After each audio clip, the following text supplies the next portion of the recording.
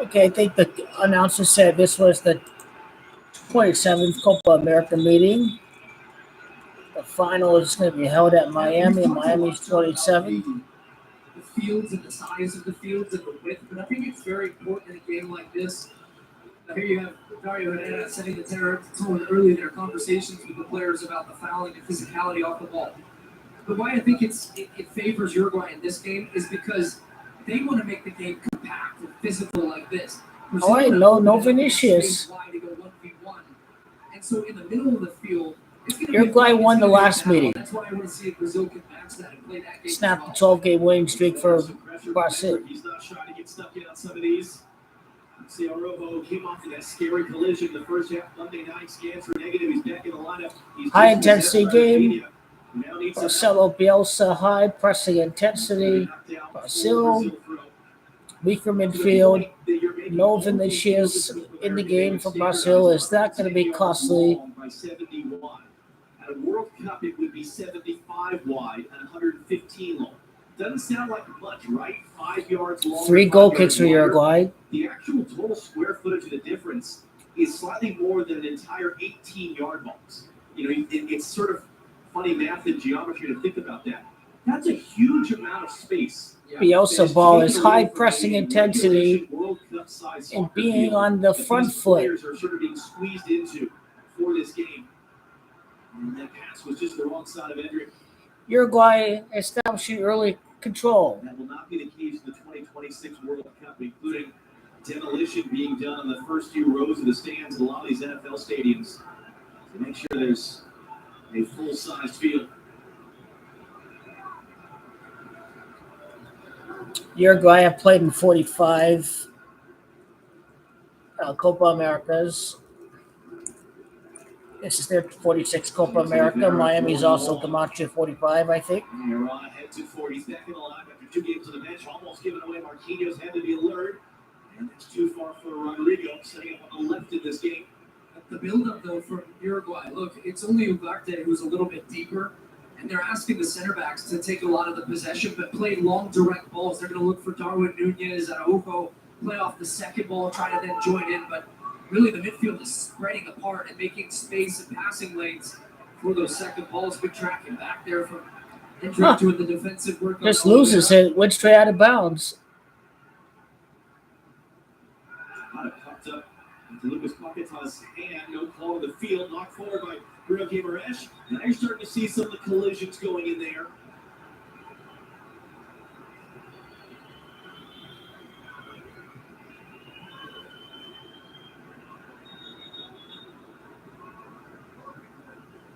Once again, our referee, Dario Herrera, just managing the little things right now. Retake the free kick, move backwards for the throw, trying to keep himself in control of this in the early stages. Miranda going all the way back to Alisson under immediate pressure. Back pass hit to Alisson. Up on the outside by Pelistri. Miranda. Rodrigo. 90 minutes of hell is what Uruguay is going to give you. Nunez brings it down. Rush for company, and it will just bounce off and run too far in the end there. Another goal kick. That's 4 goal kicks. Very difficult for Brazil and very uncomfortable in possession when they're trying to build out. Right now, Allison, look at him and Marquinhos having discussions right now. I think part of that, Marquinhos is saying, hey, look, you put me under pressure with 2 guys. They're pressuring me high. I don't really. He's like, you have to get rid of the ball quicker. You're choosing your moments to play out of the back. Sometimes having to go more direct, but they have no height up front. So if they try to play those long direct balls, Uruguay's going to win that one almost every time. These are 2 of the top 3 teams in the tournament at winning possession, the attacking third, causing turnovers with high press. So that's a perfect example. Alisson decides to play it long. First ball won by Uruguay center back. Oliveira wins it. Long ball the other way. Uruguay squeeze up the field. Back in possession. And Brazil were forced into that. The game against Colombia. All right, 10 minutes in. Uruguay look really good so far. Brazil has played since 2015.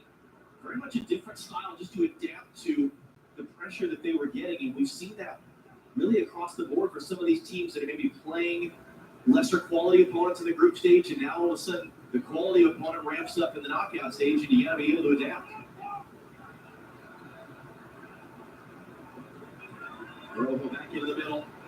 To the Cruz, in for Nunez. Tapped away. There's Danilo tucked inside. Uruguay getting close to that Brazil box. Fernandez. Now they have possession again. Nice run by Nunez, but another goal kick. It's like 5 goal kicks so far. Uruguay, they don't look bad so far. President of the South American Confederation up in the stands here. He has been at as many games as he can at this Copa America. And Glendale earlier today for that Colombia pumping 5-0 win against Panama, straight over to Vegas. That's a quick hop, though. I'm sure he's flat. If you let him borrow your jet. That's very kind. And a big shout there as Militao got caught late. Militao gets caught. He's on the ground. Cruz with the pressure, and he's getting a stern look from Mario Herrera, the referee.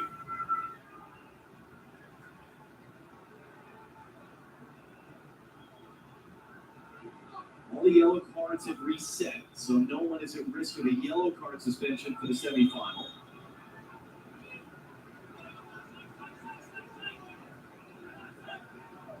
Now someone's gonna. Torres Jr. just said, "Hey, let's get up, and let's try and win a second ball here off this long ball from Allison." Are you surprised how cagey this is to start? No, not at all. Why? I think that's what we expected, was that these two teams, and look, we saw it with the Euro the last couple of days, and the Euro's how tight these quarterfinal games were. Teams not wanting to give up much early. That's a foul from behind. Good foul right there. Cruz. This is almost the exact same spot that Rafinha scored from on Tuesday night.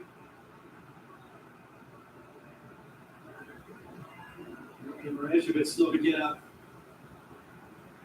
Rafinha immediately sets the ball. But yeah, when you start a game like this, of this intensity, with the stakes of a quarterfinal, early in the game when players are fresh and running around the field, there's not much space, and that's why the game is like this. It's fast, it's frantic. Players are struggling to get time on the ball. Rafinha was his first ever free kick goal for Brazil. He had 2 prior in his career in 2021, playing for Leeds United, whose coach at the time was Marcelo Bielsa, now coaching Uruguay. Sergio Rochet. They've only conceded 1 goal, Uruguay. He's had very little to do, just 5 saves he's had to make in the group stage, getting himself set. It's Rafinha. Rafinha free kick goes over the bar. Goal kick. Out for a corner. Oh, it was a deflection. It's a corner kick. I don't know how Vinicius is going to win Ballon d'Or if his team can win Uruguay without him. That would help his Ballon d'Or case if Brazil lose without him.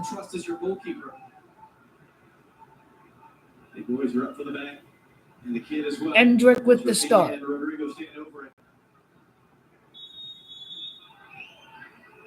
Rafinha, in-swinging ball, Rochet gets a fist to it, and a good, strong fist as well. Gosh was forced all the way back, but he couldn't hold it in. So I'm going to play safe. Mendez wins the header over Rodrigo. Uruguay going to make it very tough. They're going to fight for every ball. It's all over him. And whistle for a foul. No extra time. If it's tied after 90 minutes, they go straight to penalties.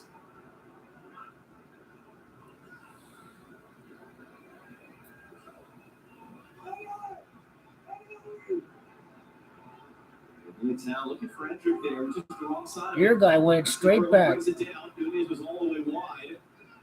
Good immediate pressure there. Lucas pockets on, then Rojo was down. Back pass.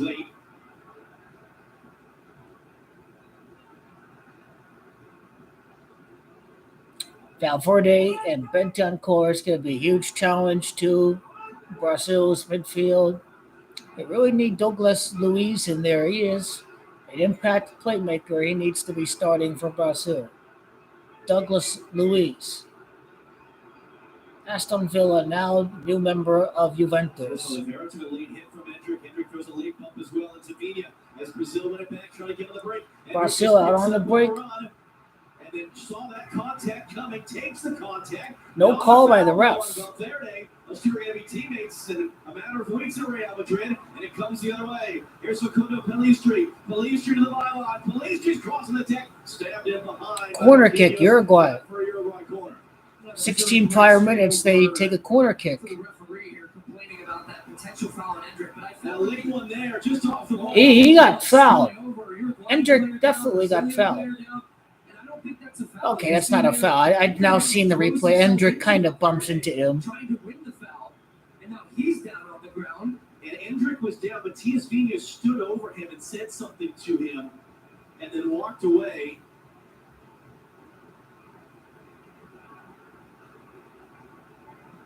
Cruz will help Endrick to his feet. Look at he's holding his hand there.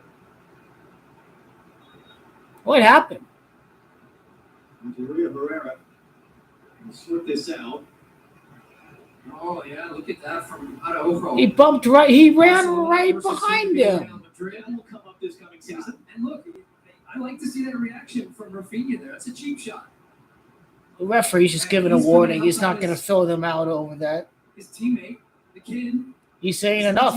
Enough. Predicted this was going to happen. I mean, and that's where you want to see now. If you're Brazil and you're a Brazilian fan or you're Dorival Jr., you want to see your players start to stick up for the young man as well and start laying some licks back on Uruguay. If that's the kind of game that we're going to get, which we expected again. That's why I said very early I wanted to see could Brazil match that type of intensity. Uruguay scored 4 of their 9 goals from set pieces. De La Cruz has created a goal in all 3 games so far. His outswinging corner meant for Araujo. It's bounced back. Yeah, it took a deflection there wide. That was off a Brazilian player in the end as Nunez was first to react from Ugarte's ball back in. Clearance out initially, not the best of strikes from Ugarte, but into a dangerous area, and it's Darwin Nunez. Deflection almost went to his own net. And you'll see it takes that deflection off of Militao, and at this point, Allison's like, oh boy, please. And just We'll face Colombia. The Cruz once again in swinging ball. So stays at home and the header flashes over. Hard header over the bar, corner kick, goal kick. Against the U.S. Monday night, goal close there. It's a great look. The service is just so good from De La Cruz consistently. And I think the late challenge from Marquinhos gets into contact on Oliveira right there as he's trying to head it. Still had a good look at it, trying to keep it down underneath the crossbar, but it ends up flying over. It's his second career goal, the winner in Kansas City for Matias Oliveira. I think Uruguay have really taken great control of the midfield. It seems like they're quicker to every ball. They did well just to knock that wide into space. That's Araujo hands it off to Matias Vigna. Vigna's return takes a block. Bottom line, I haven't seen anyone who's going to take control of the midfield on Brazil.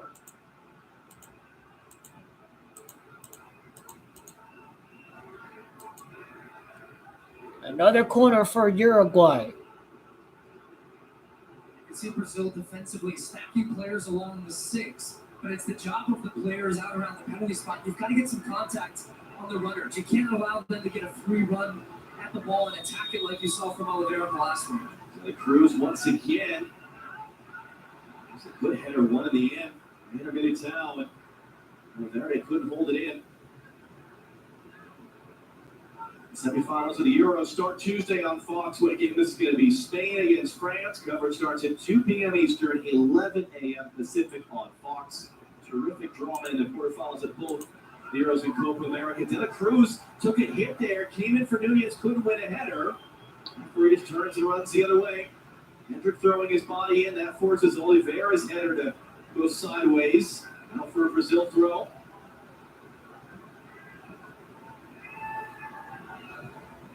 No real chances yet for Brazil in the game. When are they going to have the first real chance at goal?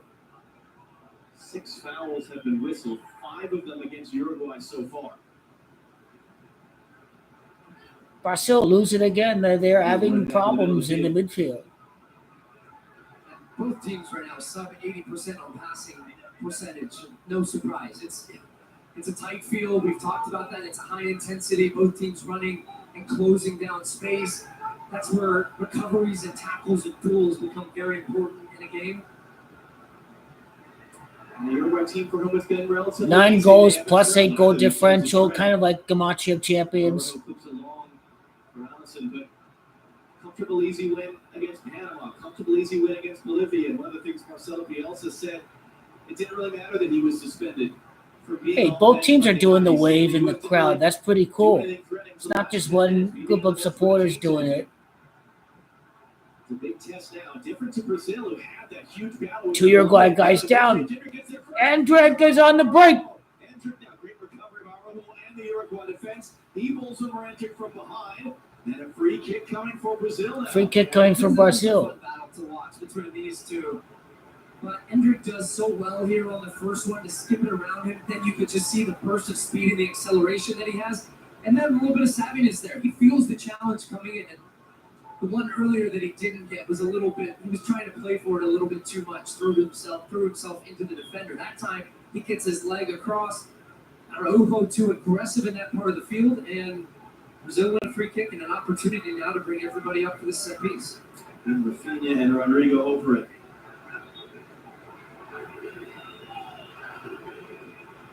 You just get the feeling a goal from a set piece is how we're going to get the first goal of this game.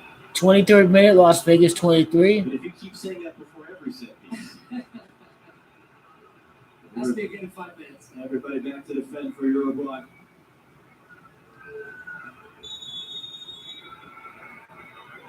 Rafinha. Step one in, header comes sideways. No one there in a yellow shirt. Good clearance by Uruguay. Referee says play on. 2 guys just tangled. I would play on too if I was the ref. Uruguay bench is losing it right now, especially if that one's going to get whistled. It is, and Uruguay Referee plays on. Nunez, he resets for De La Cruz. De La Cruz all the way wide. Both will be able to get. Oh, repelled in the end there. Free kick. Brazil. Inside to make the clearing play. And that's an example of when there's a turnover, how quickly Uruguay can attack. It's what we've seen all tournament long. It's what we've seen under that man's tenure, not just here, but everywhere. Uruguay both players fighting for it. usually goes down too easy, like to sit back and defend, but now they become a real attacking team under Marcelo Bielsa. Still remain the same physicality that we are accustomed to seeing from Uruguay. Hoping for something to happen, but Uruguay had 4 players in the box when that cross came in. It is a fascinating referee appointment here. Dario Herrera is 39. He's from Argentina. By the way, Ivan Bartone's getting an earful down there. Referees from Argentina. Calm that one down. It's only Herrera's 8th senior international match. It's his first Copa America. However, We're dealing with Brazil here. We're dealing with the Argentinian referee. Kings Cup final in May. That's their equivalent to the U.S. Open Cup or the FA Cup. And you see that a lot in the Middle East where they'll bring in foreign officials for high-stakes games. Well, in that game between Ronaldo's Al Nassr and Neymar's Al Hilal, Neymar, of course, still out. Dario Herrera whistled for 40 fouls, showed 11 yellow cards, sent 3 players off in a game that ended on a penalty. So he does know how to handle himself if this thing gets weird, even though his senior international experience is pretty thin. I don't know, is that handling 40 fouls? But you're right, I think 3 red cards. He at least has seen something chaos similar to this. Uruguay's high pressure forces a giveaway, and then Nandez is tripped up, and that might be an opportunity for the game's first yellow card. Gomes. Palestri is no down. Card is forthcoming. Maybe he forgot his cards today. Was it the one of the Euros where it fell out of the pocket? Palestri's long gone, and Rob Gomez just saying, "No, you're going past me. I'm going to take you down." That's a yellow card. Should that have been the yes, that should have been the first yellow of the game. Let's give Uruguay a set piece, and again, Nicolas De La Cruz, only Thomas, more assists than him in the group stage. It was his free kick that, from a pretty similar position to this, that led to Uruguay's goal against the U.S. Monday night. One of those headers saved. Tias Oliveira first to react to the rebound. De La Cruz drops into a great area, and I got 4 players there. Wow, that was close. Hey, look, it did look offsides. Okay.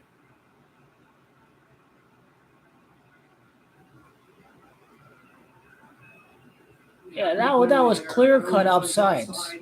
He's the man that makes the play at it on the first one, so the right decision. Would have been interesting though. Two Uruguay players ended up tackling each other in the box and ruined that opportunity.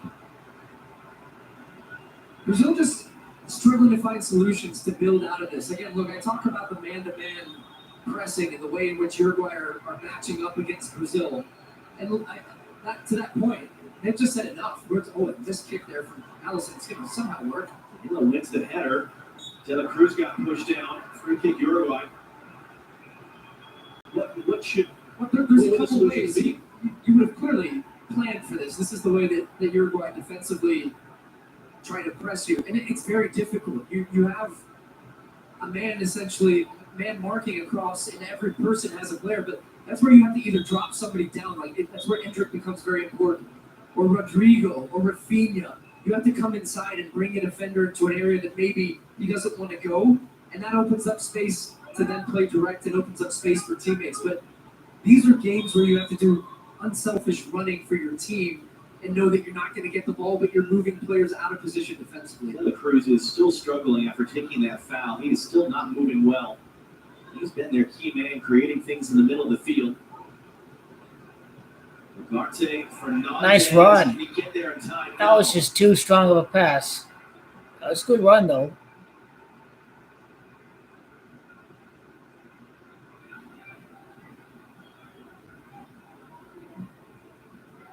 Marquinhos forced to go long. Marquinhos wins the header. Uruguay. It's just been so easy for Uruguay to recover the ball.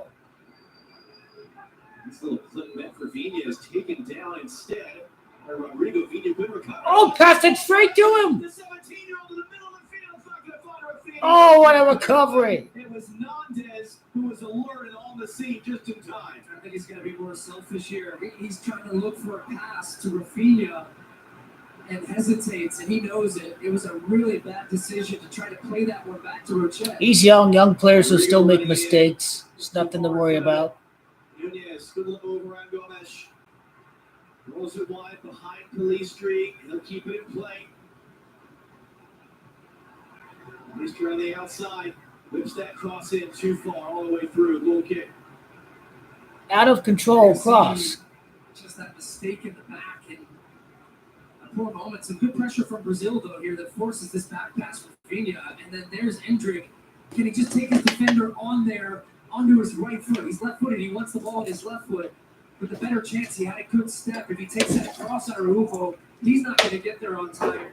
And sure, your angle's not as good, but instead he just tried to find that little slip pass, too heavy on the pass to Rafinha, and the chance was not. What a chance it was.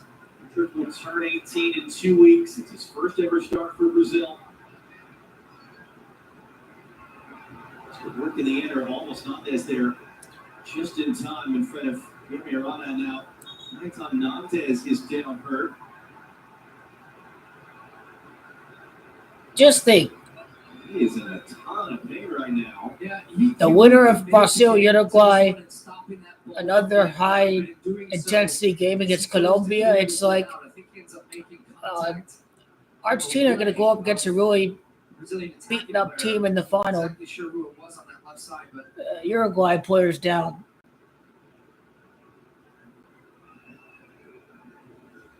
Nantes is the only field player that's played every minute for Uruguay at the tournament so far. yeah, there you go. There's nothing in that. It's just inadvertent contact between two players that are both making a play on the ball. Endrick debuted in November. He was the youngest to play for Brazil since Pelé. When he scored at Wembley against England, his first goal in March, he was the youngest to score for Brazil since Ronaldo, the original Ronaldo, the real Ronaldo. The real Ronaldo! Thank you! The real Ronaldo! The real Ronaldo! He understands. He understands. You call him the real Ronaldo. He is the real Ronaldo. He already has a deal done to go to Real Madrid a year and a half ago. He'll join once he turns 18 in the next couple of weeks. The original Ronaldo. The real Ronaldo is what he said. Yes. The original Ronaldo, the real Ronaldo. Thank you. Thank you. He's holding the back of his right leg. Would the real Ronaldo have 5 goals and assists in how many knockout matches? 24 or something? 21 or 24 and only 5 goals and 5 assists? Rio Ronaldo would never. He would never be like that. You would never be like that. Injury or something coming up right when he's going to go play for them or come into a big tournament. He's been at Arsenal in the last 4 seasons. He's been a linchpin of their team. Now this is a real injury.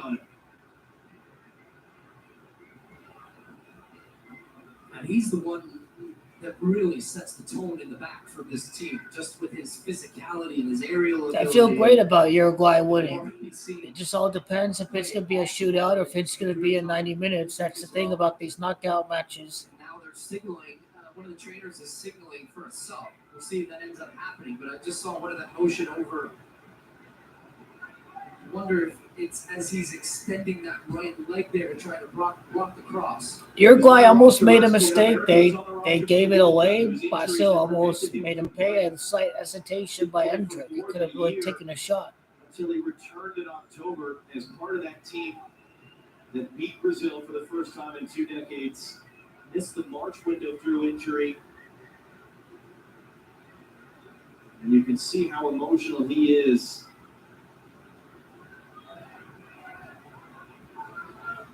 Luckily, they have a ready-made replacement.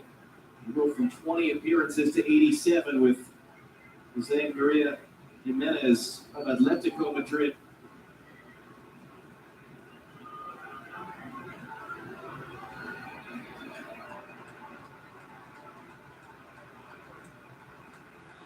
The guy in Arroyo has struggled to get on the field for Uruguay tournaments. It's Jimenez's 5th Copa America, plus the 3 World Cups. An injury replacement here, just past the half hour. Araujo has to go off. As well.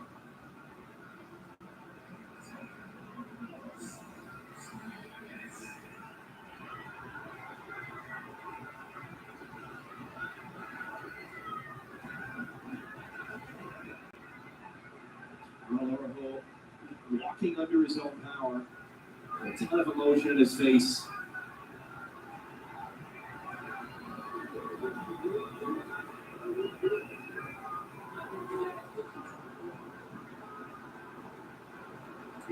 See, Araujo couldn't bring that down all the way through to Allison.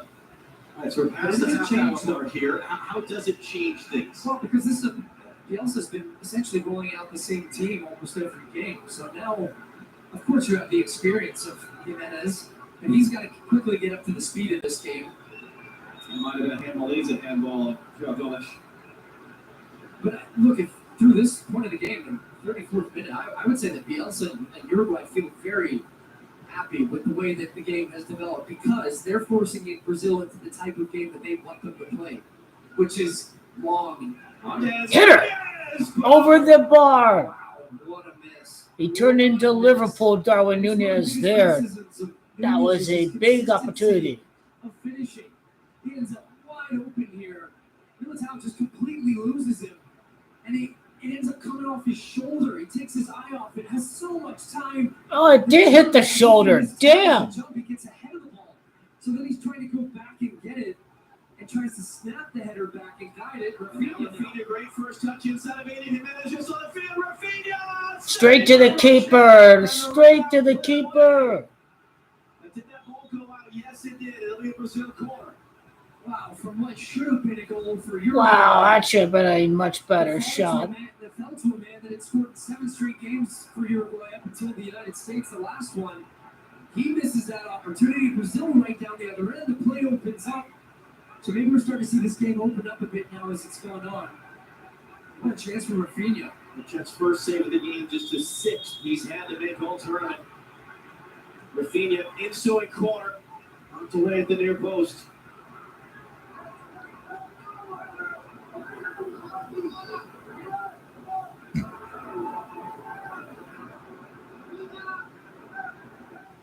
It's got to be so tough for Romo. Whatever pain he's in, but just the emotions of having to watch the rest of this. Hope that your team can get it done. Hope that you can recover for the sake of a semifinal best. Andrew, great turn inside of Jimenez. Can he get the pass away? No, but he's fouled. Hendrick draws a free kick. It's Rafinha shooting territory for Brazil. Well, here's Jimenez straight into the game. Overcommits on Hendrick. Hendrick gets turned on him. Foul from behind, this time by Nandez, who just reaches around. Hendrick gave that look to the referee, kind of, hey, come on. He's quick. He's quick. See some more yellow cards here. But similar spot once again. Rafinha over it more than likely. Do I bet? I do sometimes, yep. Who is now out of the game. But this is a great spot for a left-footed player because Bochet still has to free kick. his ball, and then he can still bend it to that far post. Goalkeeper's right. But ideally, he's going to want to bend it over the wall with pace like he did before and kick that in the corner.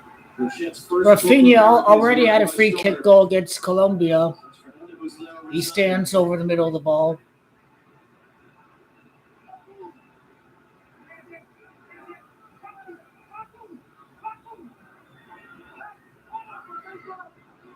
Rearranging the wall. Two Brazilian players who are in front of the Uruguay wall, they're there to really block his view so he can't cheat. Rafinha and Rodrigo over it. Rodrigo takes it, blocked by the wall. Wall's done his job on both those occasions. The wall did the job.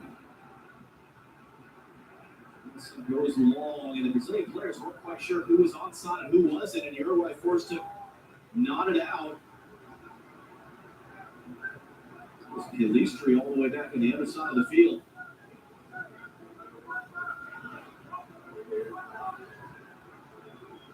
But how quickly it went. You were talking about how good Bielsa and Uruguay felt. 35 seconds from the Nunez miss, the Rafinha save.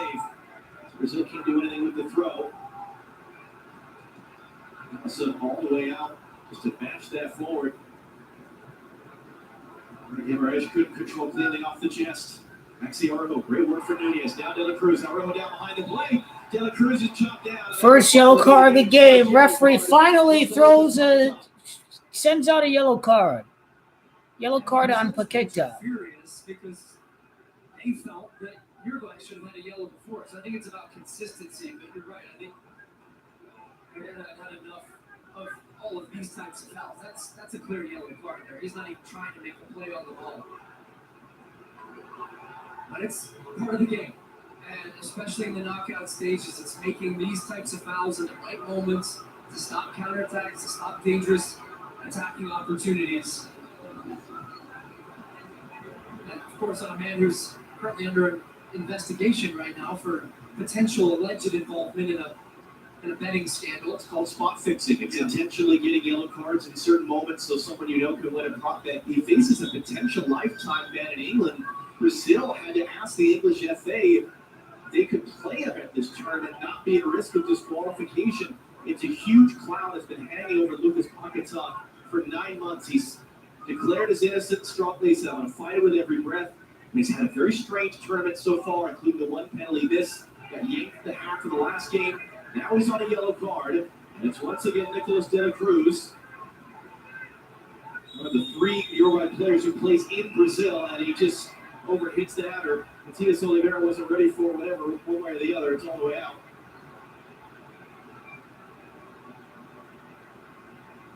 Look back at the Bochet save. Well, and Rafinha had to come onto his right foot. Wow, that's a great save. It even popped up on Rafinha. Look at this when he takes it across. He wants it on his left, but he goes across Jimenez, and as it pops up here, it ends up coming, I think, just above his ankle, so he doesn't get the best of contact on it. Super slow-mo here.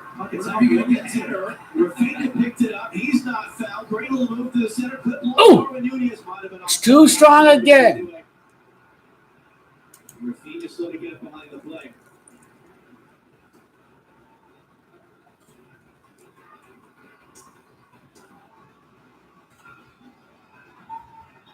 Mila picks it up. That's Lucas Paquetá who got hit on the face. And that is either the 9th or the 10th, as Storyville Jr. was making the sign with his hands, foul whistle against Uruguay, who are yet to have a yellow card shown to them. Which was actually one of those stats that came out post group stage, the amount of fouls that You picked that one up quick. yeah, that Uruguay maybe only picked up one yellow card in the group stage. So why is that? Why are some of these teams committing so many fouls, getting so few God, don't yellows? get me to have to explain referee decisions, please. That's a podcast. But is it areas of the field? Is it just knowing how to make the right types of foul? A bit of everything, but yeah, we have talked about that. Sometimes how teams like Uruguay will foul further away from goal where it becomes less of a, that's not necessarily a goal scoring opportunity. What? That's not a free kick? Man. To get rid of that. Danilo commits the foul hour. Moments advantage. Playing to the Cruz running forward. Hands it off wide. Arana there just in time to tackle it away. Rodrigo gets blown up. He's Nice to clearance. his feet. Blue shirts are That's terrific work. these blue shirts are everywhere. They're just swarming the ball. They're quicker to the ball. They're closest around the ball, regardless of where it seems to be at. Talked about, the coaching history of Marcelo Bielsa. That's what he really built his team on. But making a run there across the back line. Danilo wins the header. Second ball stabbed away. Another minute out is for Darwin Nunez. Quick recovery by Uruguay again. De La Cruz wide. De La Cruz on the deck, stabbed away. He tries to line drive that cross. Ugarte once more. Bounced around there, and Ugarte throws a hard body into the back of Bruno Guimaraes, and that one's whistled for a foul. At least it looked like it was. Brazil restarted, go quickly the other way. And it's given away. Wow, such a cheap giveaway. Lucas Puckett's up. it's been sloppy, hasn't it? Joe Gomes there in behind of De La Cruz, and it's going to be an indirect free kick for dangerous play as De La Cruz still on the ball. Just going back before He came from behind him. That was seen as the next couple of minutes, dangerous the point I was foul. making before that Rafinha chance was that this is the type of game that Uruguay wanted. They want to make the game fast, frantic, turnovers, quick transitions, playing the game in Brazil's half. And Brazil really have to find a solution in the build-up. This is not what they want right here. Look how easy that is for Uruguay. It's been time after time. Long direct ball, and I've said that more often than not, and I don't have the exact stat on this, if there is one, of how many aerial duels they have won in the back. Every single time they win it and they shove it right back down Brazil's throat. So they've got to get more from the midfield for Brazil. Guimaraes, we barely said his name. The same from João Gomes. And Paquetà's got to drop a little bit deeper to help them get out of this pressure. Because right now, this is the game that Uruguay wants, and it feels it's a matter of time before they find a way through. It's up all the way in field and try to get on the end of that long ball, and then it overhit him. And he's got to scramble back. Gomes is bounced off of Nandez, and an important interception there. As Rodrigo is trying to run away around the outside. Winner goes to Charlotte Wednesday night against Colombia in the Copa America semifinals begin Tuesday in New Jersey on FS1. Argentina against Canada. How about what Canada's doing? Coverage starts at 7 p.m. Eastern, 4 o'clock Pacific on FS1. We were watching that shootout last night at dinner here in Las Vegas. Terrific accomplishment for Canada. Jesse Marsh in charge. Maxime Crépeau. What a wonderful tournament he's had, leading the tournament saves, at least amongst teams still alive. So comes in for Hendrick now, kind of body up there. Matias Oliveira, they can't take him off the ball. Hendrick still throwing his body in. A second time he goes down. Whistle for a foul. No foul call. De La Cruz, it opens up to him. Final few seconds and then stoppage time at the end of this first half. Slow burn 35 minutes. It's been cooking since. Orojo carrying forward. Lance can't create space. Back to De La Cruz. 2 added minutes. Valverde, De La Cruz, couldn't get it into Nunez. Ugarte holds it in. Nunez on as an injury substitute to Ronaldo earlier in this half, cycling around. Uruguay, no yellow cards.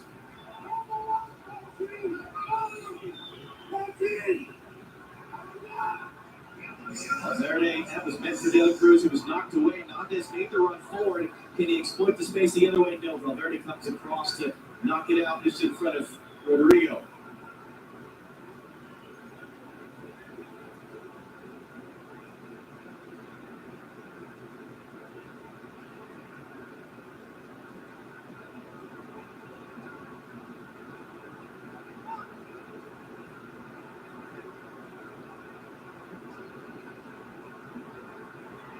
Uruguay take it straight back. And tackle it back. And it's high up there. 1 minute left. Brazil, about 60 seconds to go in the half. Trying to go quick, trying to get Rafinha on the run. It checks him on the bounce. Oh! Kick it away. And Andrew couldn't control the bouncing ball. And in some ways, Brazil have had the best goal scoring chances of this game. He's come off mistakes in the back for Uruguay. That one was that. Yeah, Uruguay's a little shaky at the back. We're checking it in here or not. Tried to get the ball checked up, as you said. Militao able to get a throw out of it.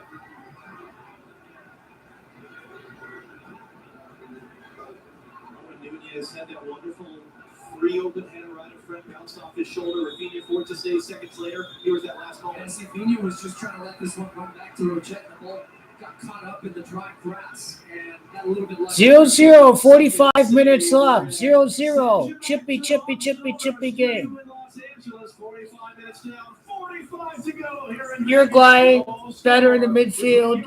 Uruguay, they're sloppier, getting it out of their own half. The Copa America 2024 halftime show on FS1 is presented by BMW. So back in studio with you. Darwin Nunez, he had a glorious chance, kind of bounced off his shoulder. Keeper gives it away. Endrick, slight moment of hesitation, maybe could have taken a shot. Rafinha had a shot. He kind of hit it straight at the keeper. He could have tried one of the two corners. Didn't take one of the two corners.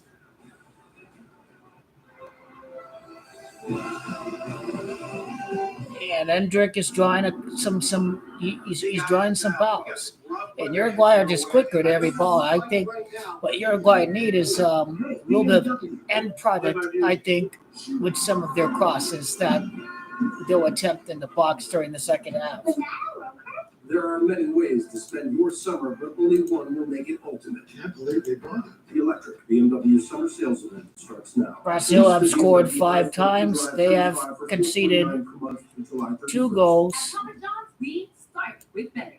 Like our fresh, never frozen dough made from 6 simple ingredients.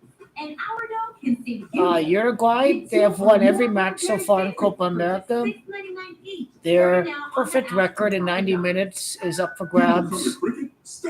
45 minutes left. My bill is consistent, You could- and I have unlimited data. You could so be I in can for do a what I love. 1-0 possibly. For unlimited cuteness. 1-0, 0-0, penalty shootout. Be my guest. Be my guest.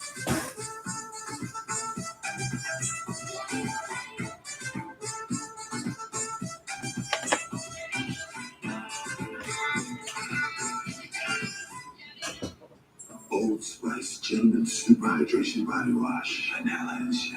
24/7 moisturization with vitamin B3. Are you using all the Old Spice? Oops.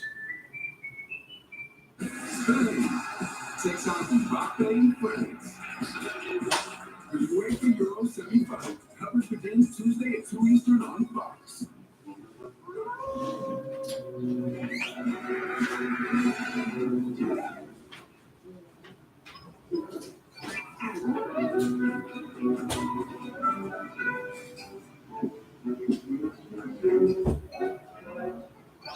Red Bull gives you millions. The new Red Bull sugar-free editions with the taste of watermelon and strawberry apricot.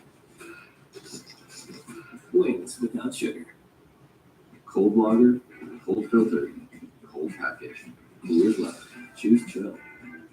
Dead batteries are no longer a problem when you can instantly order new ones. DoorDash. With so many choices on Booking.com, there are so many Tina Feys I could be. So I hired body doubles. 30,000 followers, Tina, in a boutique hotel. With 30,000 steps, Tina, at a mountain cabin. Booking.com, booking.com, yeah.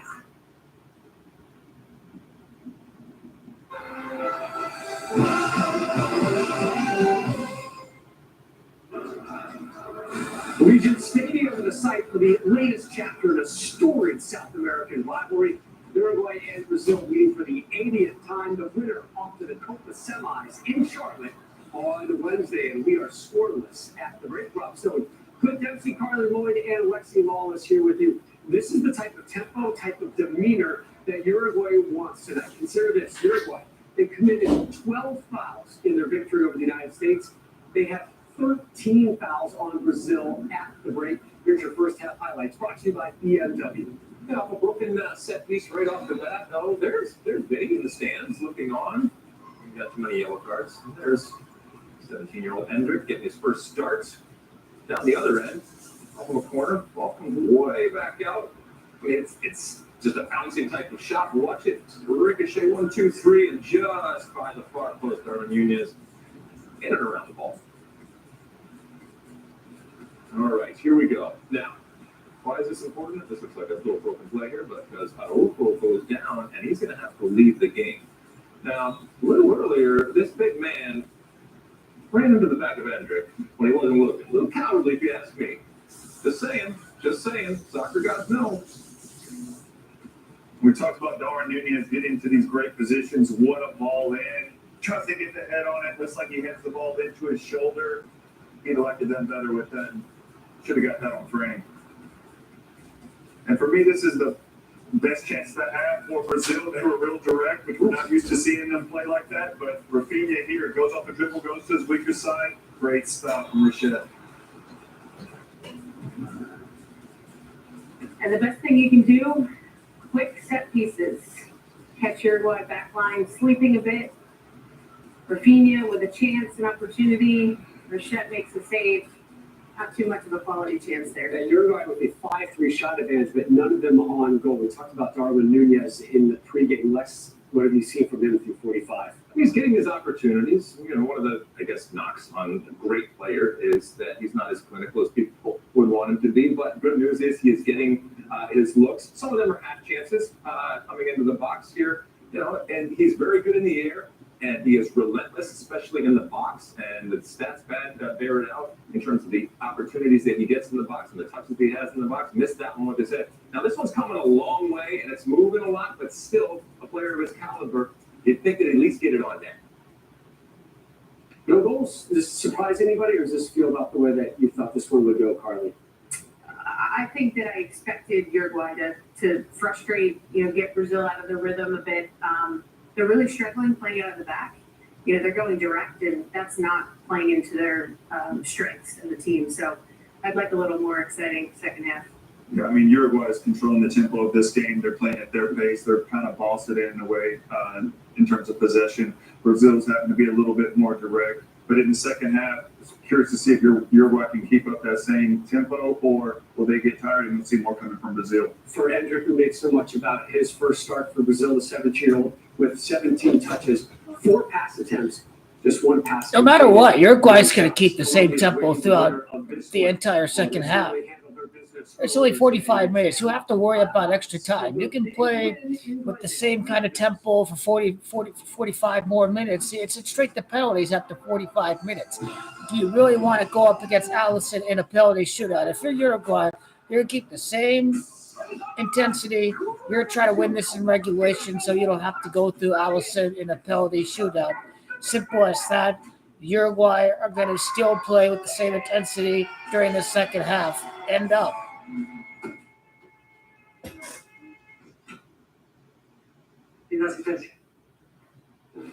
Lowe's knows what a great assist can be to. Join Lowe's Rewards for our greatest assist yet. To the people chasing the sunrise with you, outrun your doubts, inspiring you to see what's possible, and pushing you when it's not Do easy. you really want to go through Allison if for Uruguay? I don't think their keeper is as good as Allison.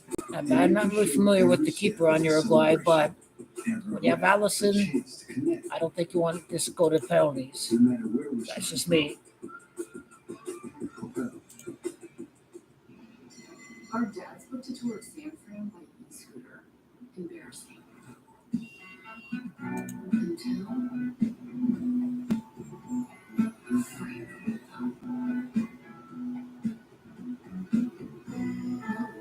we in San Francisco.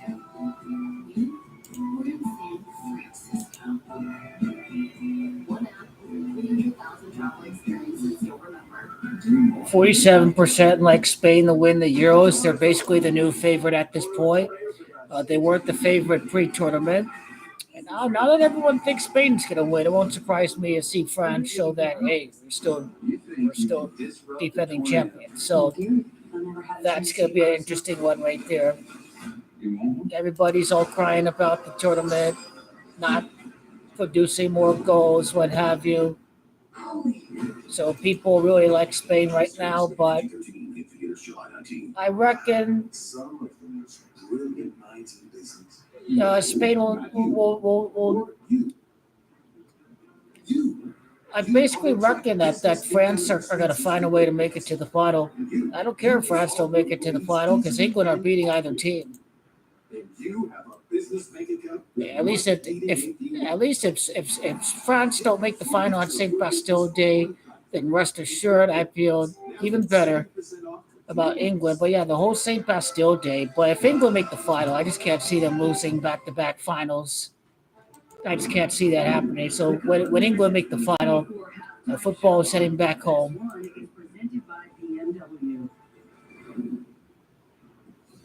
53% like Messi to play the entire 90 minutes. 23% say he should start, be subbed out, contingent on being up by 2 goals. Come on as a substitute if needed. 20%. Only 3% think he should be rested against Canada.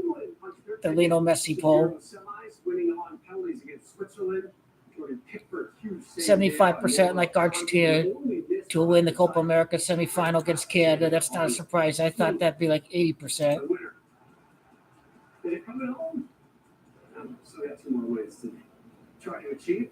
Next up for them, the Dutch come from behind win over Turkey. That goal, courtesy of the 10th own goal of the tournament, turned out to be the game winner. Another own goal. Another one. Another own goal. This is unbelievable. This is unbelievable at this point. Own goal is golden boot of the tournament. Cody Gakpo leads all goal scorers left in the tournament with 3 goals. Kane and Bellingham have 2. Mbappe has 1 penalty goal. I think Mbappe was the top golden boot contender. I don't think Mbappe is going to win golden boot in this tournament.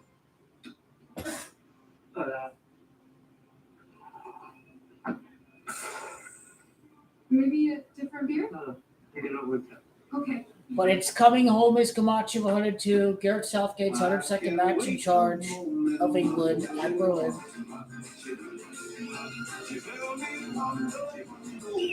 Mr. Messi.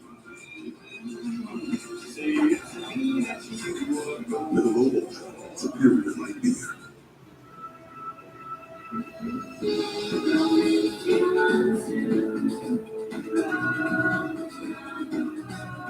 Find space in Spring Hill Suites, the official hotel partner of U.S. Soccer. They are advancing again here.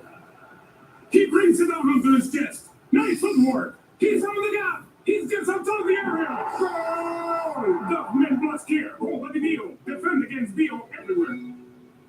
Looking for a reason to try the new $5 meal deal at McDonald's? Here's 1, 2, 3, 4, and the nice mix 5. That's everything you get with the new $5 meal deal at McDonald's. Oh, this is tough. Tough! I mean, tough! Oh, you need like a good neighbor. State Farm is there. Just file a claim on the app.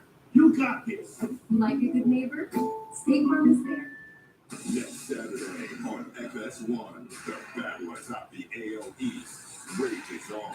Aaron Judge is on another historic tear as he powers the pinstripes against Pina, Gunnar Henderson, and the Orioles. Coverage begins next Saturday at 3 Eastern on FS1. The American dream doesn't require a college degree. The Biden administration gets that.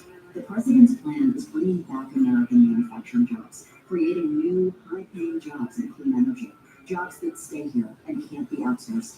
Learn more. The Taco Bell Cravings Value Menu. 10 choices, each just $3 or less. Starring with 3 cheese chicken flatbread nuts, grilled chicken and gooey cheese snuggling up together in a pillowy flatbread. Get it on the Cravings Value Menu. Only at Taco Bell. Each dog is incredibly unique. Feed your dog's unique needs with Royal Canin Precise Nutrition. Customers in Arizona who switch from these guys to Fred Moya saved an average of over Oh, Crybaby now saying Portugal has deserved more. Wow.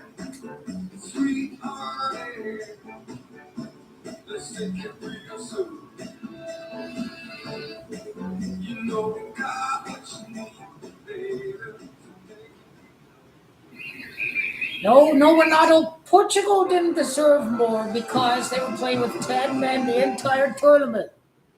The Stars out in Vegas for this one. Vinny Jr. hanging out with Phoenix Suns Devin Booker. Joel Embiid taking this one in as well. He's a Real Madrid fan. Who's he rooting for, Valverde or Andre? Or Militao? John Strong And Stu Holden. And Raw, Uruguay making a substitution at the half.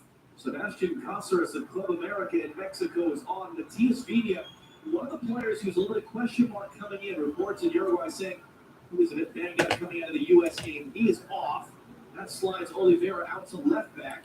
Tonado crying, saying we deserve more in the Euros. This is ridiculous. They were playing with 10 men almost the entire tournament.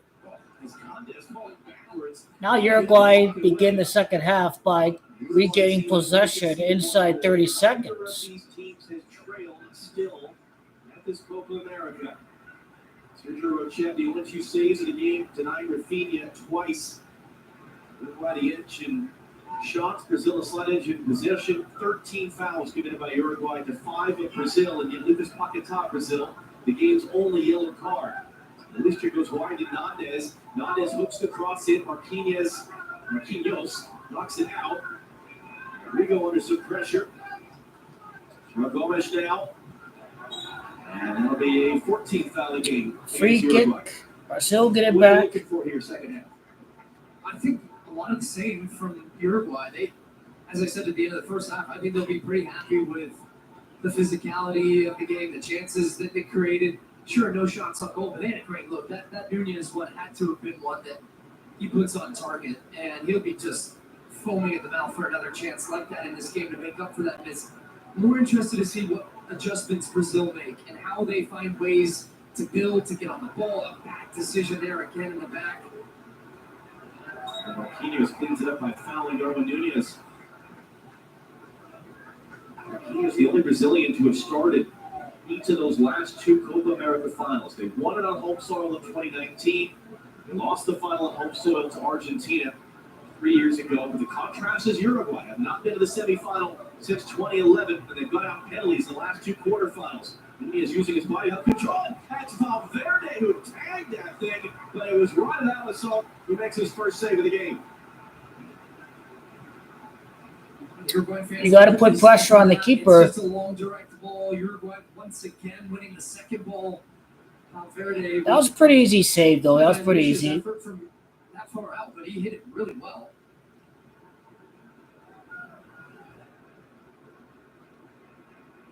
Ronaldo's had to get that right to steer it back to Rochette, who was well off his line. Uruguay's win in October was their first in 13 meetings with Brazil. The first time in more than 20 years they beat Brazil. Brazil owned this rivalry in the last 2 decades. Uruguay coming off the best group stage at Copa America. Oh, what a pass! 3 games. De La Cruz gonna get there? No, everybody's out. Terrific tackle, gets back up, gets the ball, pulls off the steal. Ball still in play. They've given it away. No, the whistle goes. There, the ref. He had to call the foul quicker. He hesitated. I was thinking to give it as a foul. Wow. Militao might have taken some. Yeah, that's what the call was for. That foul, that push up to the neck. Because boy, and off the back, Militao made a fantastic tackle there because for the first time really that I can remember in this game, Danilo had gone flying up that right hand side.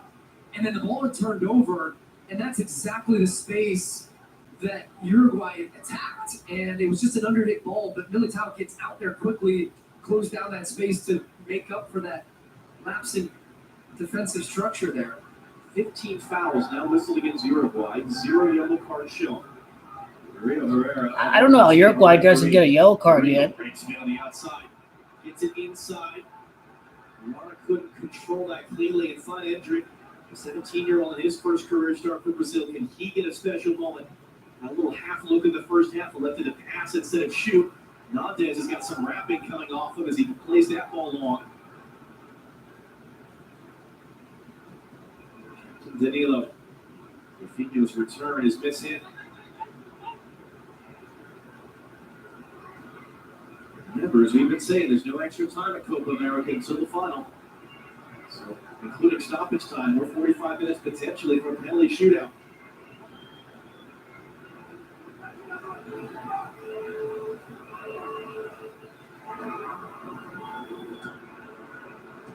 This still has such a pre-wrap just falling off him right now as he tries to angle the pass in for Darwin Nunez, who worked by Marquinhos. He goes for a tumble as he gets it clear. Big header won by Jimenez. So back the other way. Jimenez down off the chest. Valverde settles for Ugarte. Gets it away from Endrick. De La Cruz now. The Fox broadcast team at half just doesn't get it. Uruguay have the better midfield in Brazil at the moment. From the outside, Oliveira now left back. Back in for De La Cruz. Loops it across. Nunez being sandwiched off it. 2 Brazilian defenders end up on the turf. Their midfield is just better. It's not about Brazil picking up the intensity. But they do need to play Douglas Luiz. This is going to hurt Brazil. The set-piece delivery from De La Cruz was very good. They got a couple of really close opportunities off of that. This time it's going to be an out-swinging goal with his right foot. Gives the opportunity, though, for that zonal marking to really attack it, which they did well there. Didn't beat the front man at the first post of Rafinha. Endrick, that's right of that handball. And it is. Handball. Yellow card. First yellow for Uruguay. Ugarte there, for Uruguay's first yellow card, I should specify.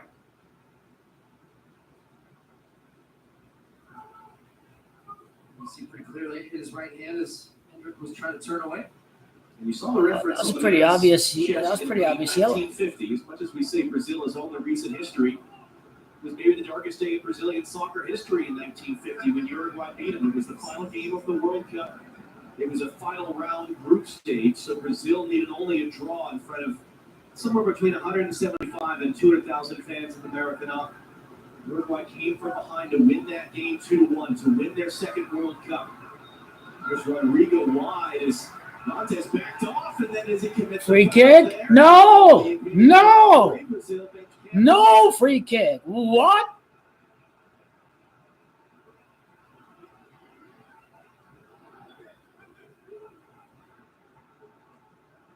It's crazy. Rodrigo getting a chance. He's starting to come to life a little bit in this second. That's a foul. He's got his hands That's a up. foul. Like, come on, that's a foul. It's a foul. It's a foul. So I understand why the Brazilian bench is upset. I think they're not just as upset about some of the missed calls, but the accumulation of them. De La Cruz, Nunez takes the touch, spins it around. Alisson's out of position. Nunez, and that was blocked. Corner. It's going well wide, but it's going to be out for an Uruguay corner. His running is so good off the ball, though. He's always running in behind and forcing defenders to drop off with him. Good strength as well there on Militao. Sends him back, and then it was just decision-making.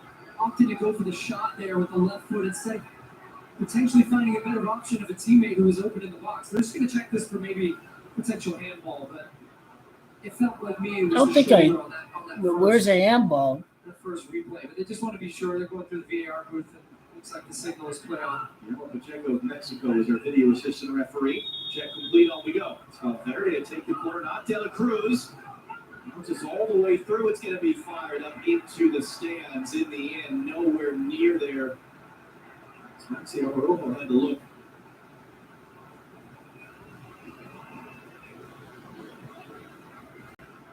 Yeah, off the shoulder. No handball, off the shoulder. Yeah, it was reviewed. Don't worry, we got it.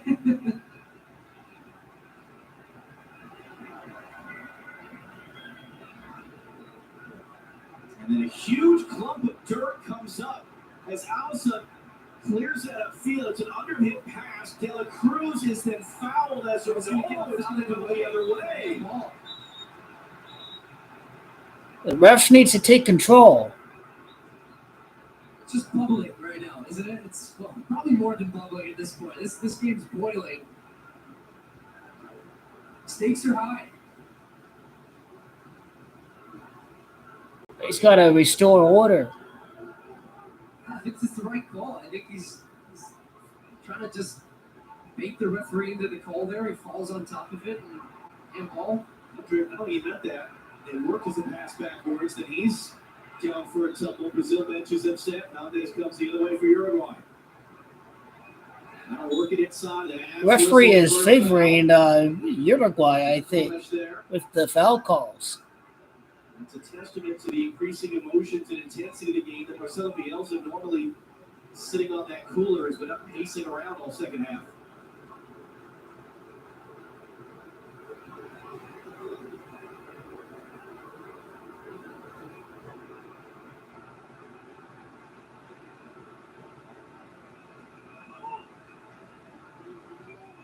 The semifinals of the Euro start Tuesday on Fox with Spain taking on France. Coverage starts at 2 p.m. Eastern, 11 a.m. Pacific.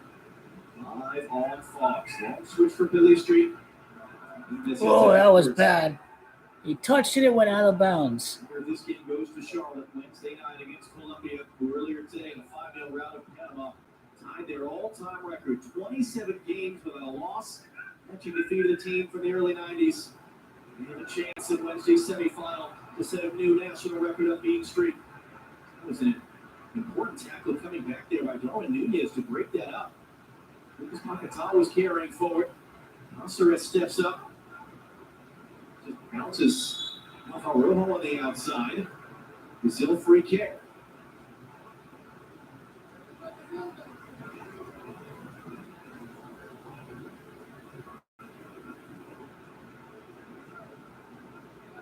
Faking this to Rodrigo.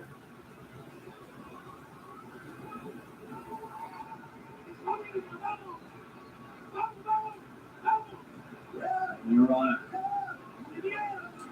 All right, Brazil get a throw. They're in Uruguay territory. Uruguay's half. You can hear Bielsa there sitting on his cooler, just chanting every time there's a chance to vamos, vamos, go, go, go, go, go. He just wants his team pressing, getting pressure on Brazil, turning the ball over. Rodrigo bounces through. Rodrigo hands it off. Around a chance to cross into the middle. Andrew pops to the arrow. Check comes to get it. Nunez lost it quick. Here it comes. Darwin Nunez. Darwin Nunez. He's got to use his body. He beat him there. And cut it inside. He can. He's got De La Cruz. Nice block. Over the bar. Over the bar. Great work from Darwin Nunez. This is the directness, but as soon as he sees Rochek with the ball in his hands, he just takes off. And Militao was with him step for step, but you still see his strength and ability to hold off a defender. Ends up creating a chance for Araujo, rather, at the end of that one, and he just skies it. A little bit more composure. Just trying to take that one first time, didn't need to, had time at the top of the box. Uruguay, though, with all 4 shots of the second half so far. But the recoveries on both teams tell us a big part of that story. Paquetá gets it away quick for a feint and couldn't control. 32 ball recoveries for Uruguay, as opposed to just 15 for Uruguay. They're recovering the ball quicker. Like I said, Uruguay's midfield is doing much better right now at the You moment. get to see the way in which the teams are trying at times to play, but also understanding there's a time and a place to do that, not trying to take risks, trying to keep the ball away from their goals. That's why you've ended up in a lot of these duels and not many long strings of passes. Uruguay in the middle, Joao Gomes ends up wide with Rafinha, tangled legs, comes out there with it. Guimaraes, Danilo, Rafinha, Guimaraes, Ugarte. Oh, that's a Brazil. Oh, it's a goal kick. I thought it was a corner for a second.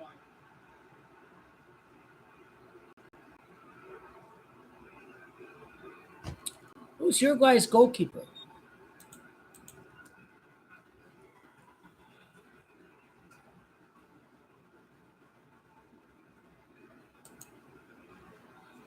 Oh, I don't know him because he plays for a Brazilian club. Okay. One of the big ones here at this Copa America, Argentina as well. And De La Cruz is just wrestled to the ground here in every sense of the word.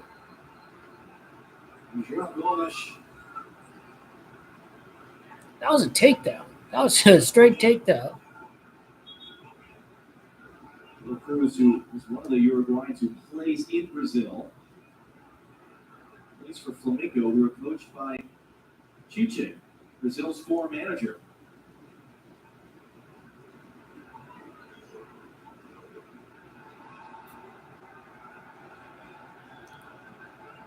And as under hits the pass wide for Nantes, Rodrigo couldn't really get under control and get on the run. Great little touch inside of Nantes, bumped from behind by De La Cruz, who picks up the yellow card.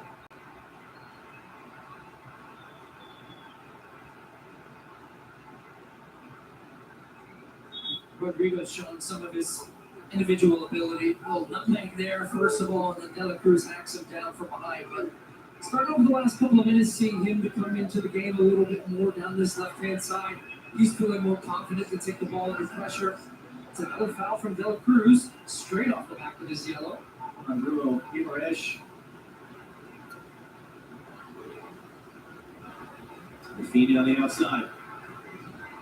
Nowhere to go. Good work by Oliveira defending. They've got three in the box here. They can get a service. Pakatop's playing very high. Good pressure, though, from Uruguay. Forces them all the way back. Now we're going to Las Vegas. There goes to Charlotte. We'll play Colombia Wednesday night. Will it be a rematch of a terrific 1-1 draw between Brazil and Colombia in a group stage? Oh, that was such a bad giveaway. For what it's worth, a 2-2 draw in October. Just lost his touch and went straight out of bounds. Uruguay ball. Uruguay and Colombia have evenly split their last 9 games over the last 12 years. 3 wins each and 3 draws. Whereas Colombia's win over Brazil in a November qualifier was just their second in the last 30 years against Brazil.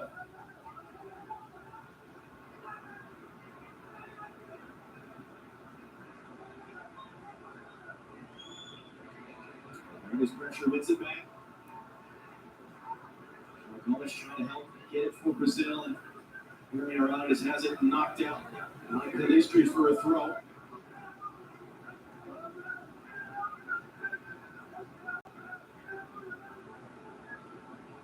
Uruguay have not advanced past the quarterfinal of Copa America since the last time they won it in 2011. They've lost penalty shootouts each of the last 2 tournaments in the quarterfinal round after scoreless draws through 90 minutes.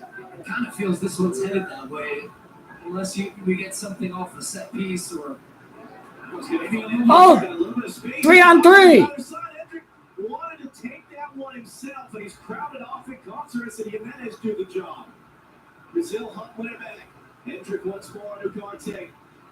Couldn't quite get that ball under control. And that'll be whistled for a foul against Brazil.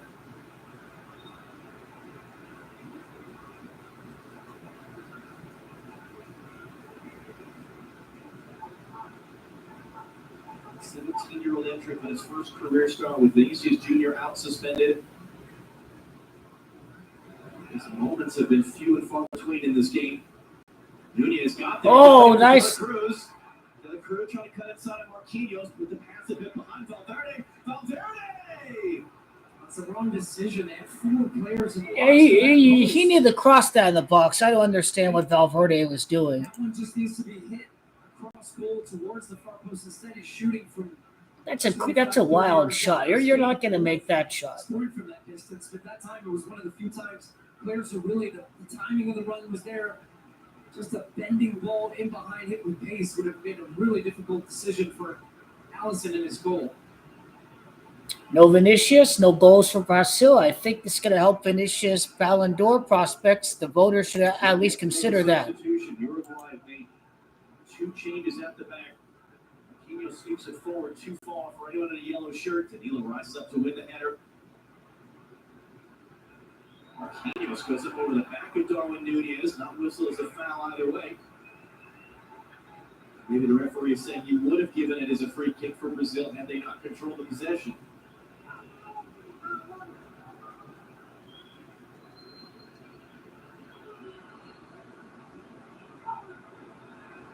Quinhos. Rodrigo takes the bump. That's not a foul. That one is. Hernandez goes down. Gomes will receive the yellow card. A yellow card.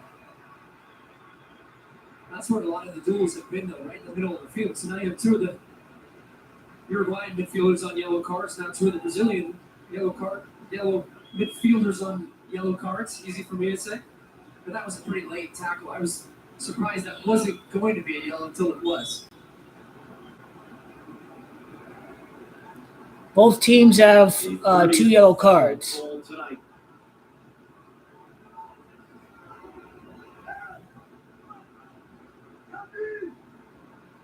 Twice as many as the number of shots that we've had.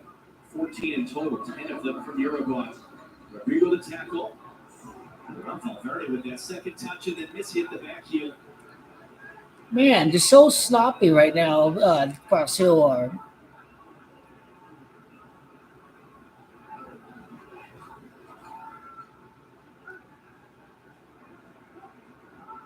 Cruz intercepted by Arana. Rafinha trying to get Endrick on the run. And he's just cut off there enough by Cáceres. Hey, why did he blew his whistle?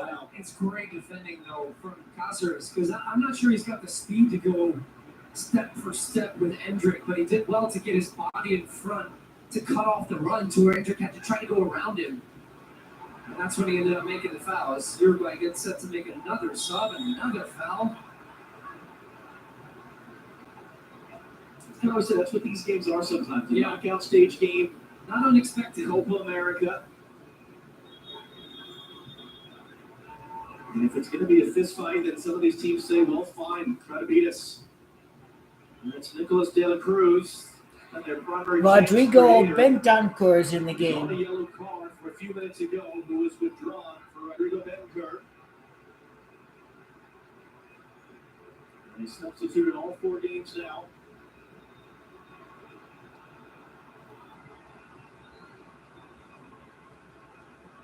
Scored against Bolivia. Bentancur, former Juventus midfielder, and Tottenham Hotspur. Around with Bolivia.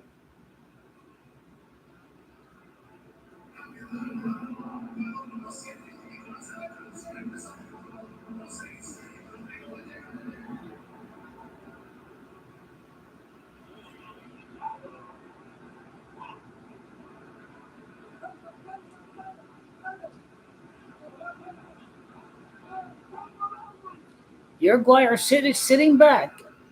They're gonna maybe press during the last 10 minutes of the game, is my guess. Too much space on the ball for Brazil center back. He must be knackered, though. He's just running at such a high intensity all the time, with and without the ball. It's interesting. Bielsa, he's this mythical figure, thought of as the godfather of so much of how we play soccer now. You look at his career, he's not won that many titles and trophies. He lost a Copa America final as Argentina's coach. He lost a Europa League final. It's been his proteges who have won all the trophies, all the titles. It's a wonderful opportunity for Bielsa to have a crowning moment. Something Alexi talks about so often. Be on that podium, have the confetti fall, and be raising the trophy. Hernandez wins the header away. Good strike by Paquetá. Hold it up. Gomes tries the challenge inside. Gomes into the box, still trying to find his way through. Only as far as Rafinha. Paquetá blocked. Second chance, trying to reset a wide, intercepted. Military trying to escape. Grab it off into the middle. Paquetá beating that up there today. That's how we're furthest forward. Tells the defender. Will wrap him up. Couldn't hold it. Comes back inside. Bentancur just on the field. Darwin Nunez. Quinhos couldn't step in. He's able to hold it up. It's Pelistri now. Back into the middle of the field. Referee got to get out of the way. Recycle it wide. Hernandez. To get a cross off. Does get a cross off. It's all the way out. Yeah, what was that? What kind of cross was that? For Uruguay, so many promising moments that look like they're going to come to something. Then it's been that end product, the decision making, the final ball, the finish. So a whole lot of good in the middle part of the field, but then in the final third, that's where they're just lacking that killer edge right now. And even then, when they had an advantage, passes a little bit underhit. Brazil getting back defensively, can't get the shot off, working around to Nandez, and the ball comes in the box and just goes straight out for a goal kick. He went over the top of his back. Joe Miller, she was banged up. It's Vinicius Jr. up in a star-studded VIP box that he's sitting in, hoping that he can get back out there for a semifinal on Wednesday night. And he was coming off his breakout performance for Brazil. And that's always struggled. 20 minutes left. 20 minutes left. Of Real Madrid when he puts on the Canary Yellow, scored twice against Paraguay, was all over the field. Picked up his second yellow card of the group stage early against Colombia, threw his arms up into the face of James Rodriguez, and that's why he's watching this one in the stands. Now that's Arana, one of the few Brazilian-based players on Brazil's roster who's down hurt. He was put back into the lineup ahead of Wendell that left back tonight.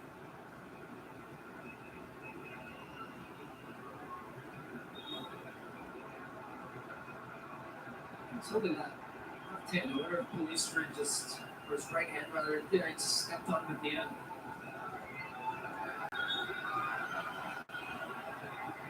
Everyone doing the wave. Look at that. That's a good wave.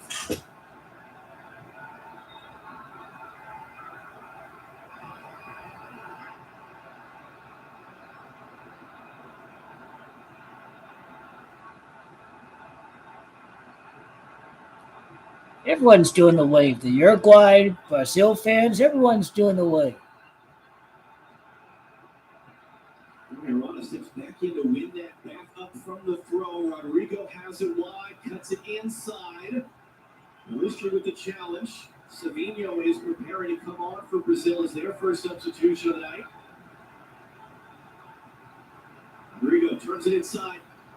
Shot down from behind. Free kick coming. Yellow card shown. Montez couldn't believe that.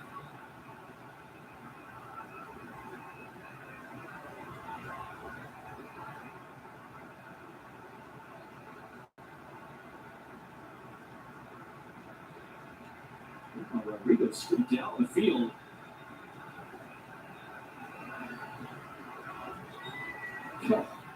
It's a pretty clear yellow there. You see how he catches his right leg. He's had a tough time with Rodrigo. I think Copa America, is more physical than the Euros as far as challenges and running down, chasing down loose balls. You get the feeling that Copa America is more physical than the Euros. Just watch his right ankle here as Hernandez is in. Oh boy. That's a borderline red card challenge right there. This is giving Guillermo Pacheco of Mexico time to look at the video assistant referee.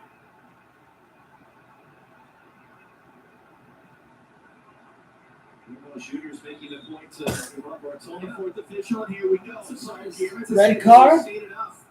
To call referee Dario Herrera over to see whether that should be a red card. This was a pretty straight leg, and the way in which he catches Rodrigo, look at that, yeah.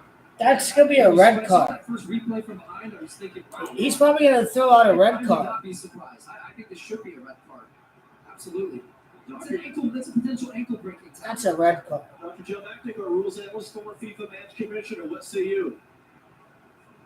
Absolutely, John and Stu. It's a straight leg with excessive force. The knee is not bent. In my opinion, this is a red card foul, and I expect the referee to award the red card after reviewing this angle. I mean, that's malicious. He could have torn his ACL.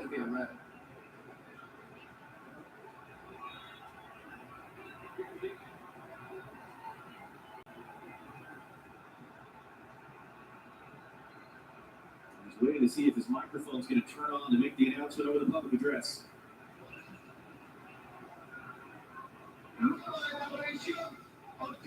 jugador número 8. Amarilla me conduje de que fue uno con aire. Alguno de tarjeta amarilla, voy con tarjeta roja. Saying the player number 8 is taking away the yellow card. He's I gonna hate get the that red rule. card. Oh, that's red card. He's out. Hernandez is done. Sent off. Uruguay will play the final 20 minutes, including stoppage time, down a man. Red card. Red call.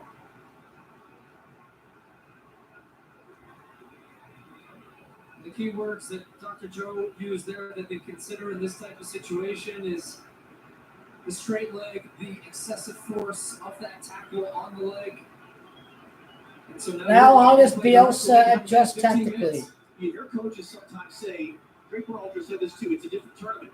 It's wonderful that Uruguay had a perfect group stage and won all 3 games and blew past their opponents. Well, now they're in a fight to survive because they're down to 10 men for the final quarter out facing a shootout. You have to survive for 20 The team minutes. has been the aggressor, and we were saying have gotten away with quite a few calls with no cards. He's still arguing, but it's time to leave the field. And I'm interested to see now what Dorival Jr. does, and maybe does he push and bring on another attacking player? He should bring on another attacking player. He should. Go a little bit more attacking and try to win this game in regulation and not allow it to go to a penalty shootout. And Uruguay have Guillermo Varela, the backup right back up. This is going to burn their last window of substitutions. Even though it'll be just their 4th change they've made in total. And we'll see who they pull off. Hernandez is going to walk through the Brazilian technical area on his way to the locker room. Meanwhile, here comes the free kick chance. It's Endrick who stands over it with Rodrigo. And not Rafinha. Interesting free kick formation. Rodrigo blocked by the wall. They're shouting for I a was- handball. I was Referee think- says no. I was thinking they may have tried to cross him the ball. So Brazil the man advantage. Still Savinho is not on the field. They want to make this up. Danilo trying to fire that one back in. Too much for Paquetá to handle. Can they get Nunez on the run? Benkirk carrying forward. It's coming to him now. Darwin Nunez all by himself. He's running to daylight now. And he's chopped down. That's not a foul. Uruguay bench going ballistic now. This has been a crazy, crazy match. Varela prepares to come on. Elistri is filling in at right back right now. For Uruguay, they need to hold for dear life and force it to penalties. Brazil, you should be going all in to score the goal. Flips it forward. Rafinha around the outside. It's missed by Oliveira. And luckily for him, Costa Doesn't matter man down or not. Uruguay are still to be very hard to break down. It's just how Uruguay do with the ball. How are they going to try to keep it? Are they going to even try to score? Or are they going to try to force it to penalty? Douglas Snoop. It's kind of what I expected he might do. 2 changes now to use this last window. You don't want to leave it to penalties. And of course, penalties are a skill in the way in which you go about it. And it's a different type of skill, though. But if you feel right now, you have the man advantage. Go for it. Go I try think to it's a win the good game. substitution to take out It's like Palestri. What Dorival Jr. is prepared to do here. Darwin Nunez is coming off for Uruguay. Jordandaras Queta. Taking out Darwin Nunez before a penalty shootout? Off for Varela. So the fill-in right back. No Darwin Nunez for a penalty shootout. What's he doing? No Darwin Nunez in a penalty shootout? Maybe subbing Luis Suarez, I guess. I don't know how many substitutions he has left. Is he going to put in Luis Suarez for a penalty shootout? How many subs do they have left? You need Nunez for a penalty shootout. Huh. We'll see how what happens here. You just have to do or die with your best penalty takers.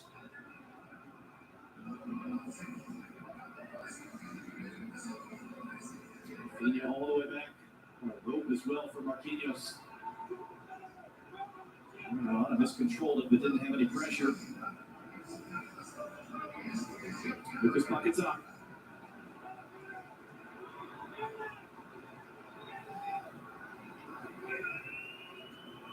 Militao. For Danilo. Paquetá, Uruguay sort of pushing their pressure up a little bit forward. Now they hold it.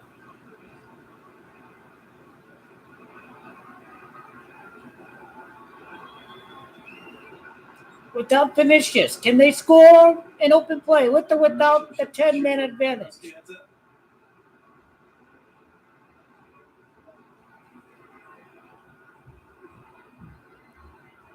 Rafinha just recycles it.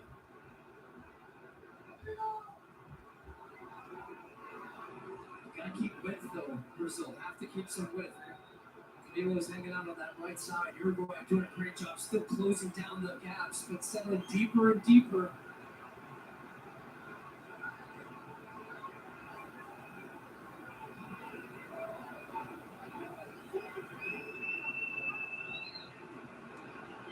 Rafinha, Paquetá, nowhere to go. It's essentially a back line of six. But you're right, they're kind of walking it up Yeah. here closer and closer as this goes back and forth. This is a chess match. Now they're just getting started with this possession and everything that they've got here, but Rodrigo now the same. Wasteful pass. It'll be interesting to see what the dynamic looks like once these three subs get in. Because they'll have had a lot of conversations with the coaching staff about what he wants, he being Dorival Jr., and the way in which he feels he can break down this defense. Paquetá has it back. Wide for Rafinha. Uruguay trying to scramble themselves back in. Rafinha crossing. Yeah, punch from Rochet. Scrambles to his feet. Has it evaded anyone yellow, at least immediately?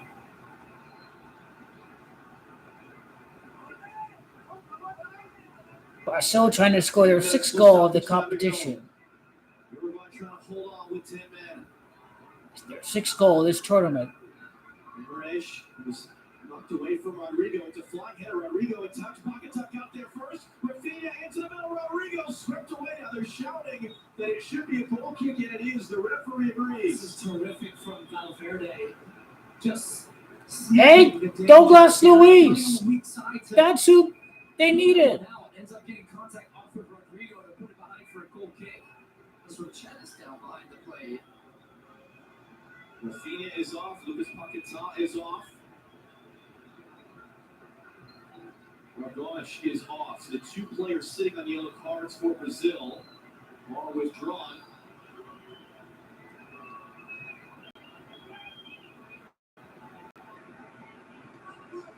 You've got Savinho, who is on.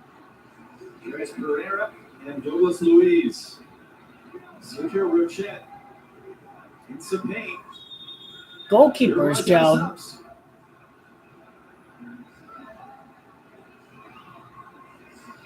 He's made 2 saves tonight. He's made 7 in total. Goalkeeper is like cramping or This would something. be significant, and the players don't always know the sub windows and how many subs have come on in a moment. I wonder if at what point he's going to figure out here that hey, we're out of subs. You have to play on regardless. He could also be trying to milk some time off the clock here and just take his No, time. this key, I think this could be strategic. Ever since Nagas went off the field with that red card. Milk some time off the clock, but referees just got to add that time on. Internacional. He's had 6 shutouts in his last 7 games. He's been practically unbeatable. That includes the 2-0 win over Brazil in October. He was their starter at the World Cup, taking over for the legend. And it was Lero, who since is retired. Some nervous faces in sky blue.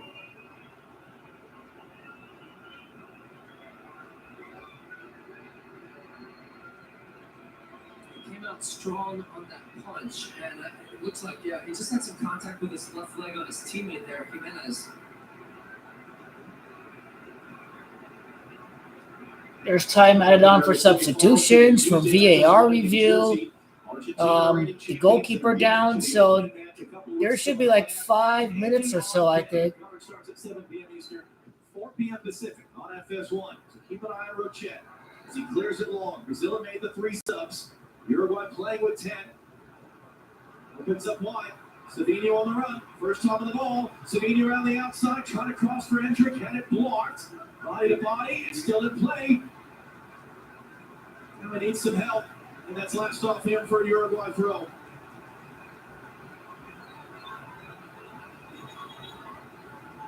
There's Ugarte back there again, tracking back. Kenny Jr. continues to watch on, and boy, I'm sure he'd love to be out there, especially with Uruguay down a man.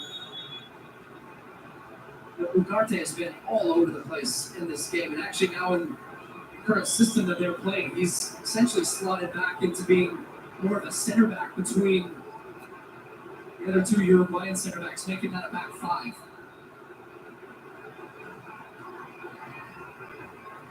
Hendrick, great first touch, turns inside. Hendrick on the deck and down to make his third save of the game is Sergio Rochette. His first couple of steps are so fast to be able to turn out of pressure as he picks this one up there. That first he's quick. The acceleration away from Cáceres. There wasn't much on that shot, to be honest. Frustration after that strike. Looked like he took just a touch of the ground before he hit it.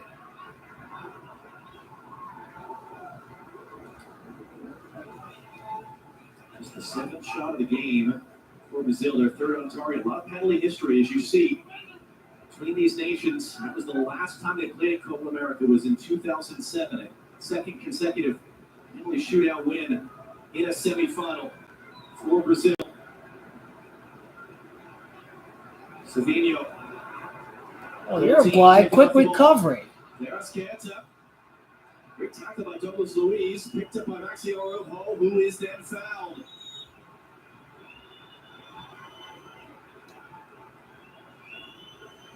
Brazil will make their final two substitutions. And you have to wonder how much of this is with penalties in mind. Martinelli played just 7 minutes in the opener, hasn't played since. Evan Nielsen, who has not played at all this tournament, has only one appearance in his career. Both preparing to come on. 5 minutes plus stoppage time away from a penalty shootout to see who plays Colombia Wednesday night of the semifinal. There's Canta. A bit of miss hit off his foot, but it's not back in before Marquinhos sends it away.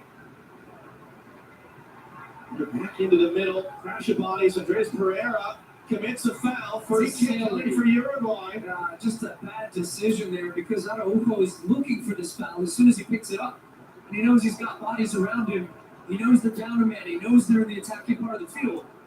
And Pereira, who's just on the field, just makes a bad decision to jump up there. And look, any contact, you see, look, I'm going down. He knows what he's doing. It's a good spot for a set piece. He was a little far out for a direct strike. And I think what they're going to try to do here is split the field. Some attackers at the top side of the box, some on the other side, and try to mix it up, maybe head it back across goal and then crash the box. Rodrigo and Guimaraes are off for Evan Nielsen and Gabriel Martinelli. Still not know what's up. Yeah, this guy might fancy this one from distance. He might try to hammer it, but I feel like the smarter option would be to try to work this. But they're keeping everybody back, so this leads me to believe they're going to let him strike this one direct. Wilson has made one save tonight. Andres Canta plays in Brazil. For Flamengo has played most of his career in Brazil. Or is he going to hand that one off? It's Valverde. It takes a touch off the wall to Uruguay corner. It's probably the best case scenario for them outside of the goal, that they win a corner, everybody's still up. It's a long way out. It'd take a lot to beat Allison from there. He already had to jump on it to that side. Brazil will move Hendrick up high to the center circle to try to pull some bodies out of here. Always fascinating to see how teams playing down a man play these types of attacking set pieces, because what you don't want to do is get countered the other way. But it is a wonderful chance to snatch a winning goal. There's Canta, out-swinging ball, header one at the top of the box. Valverde trying to cycle around. Valverde trying to go back to it for There's Canta. Andres Pereira got an important block. Savinho bowled over from behind by Cáceres. That's such a smart foul. Just the way he does it, too, so nonchalantly, how he just slightly goes into Savinho's back. Oh, now it clears down off the ball. Pereira. That was something else that set What happened off the ball?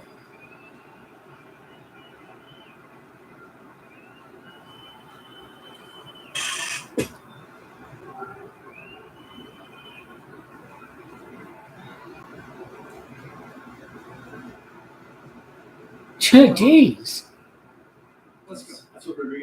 was saying.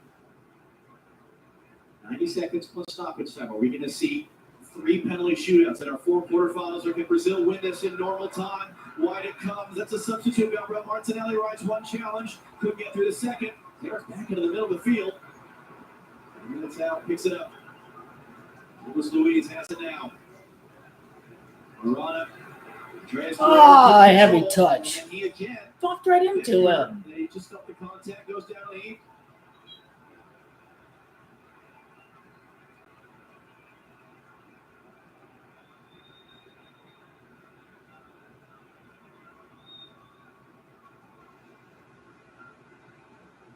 Uruguay have lost a penalty shootout in their last 2 Copa America Quartefinal appearances. It's a very different team, though. Brazil lost in penalties at the World Cup a year and a half ago in the quarterfinal to Croatia. It's a pretty different team for them, too. So was the goalkeeper for that shootout. All 4 Croatian penalties went past him. They won a penalty shootout 2 years ago for Liverpool in the FA Cup final. Chet has never been in a penalty shootout for Uruguay. He's been in a few, including one where he made a kick in his club career. As Savinho miscontrols that one out. Terrible. We'll see how much stoppage time is on the way before all that becomes relevant to decide who moves on to face Colombia in Wednesday's semifinal in Charlotte. 5 minutes still to go. Uruguay have been playing down a man. It's Nanita Hernandez, courtesy of VAR, set off in the 74th minute. Flip forward, Rochet. He's going to get there in plenty of time. Milk a few extra seconds.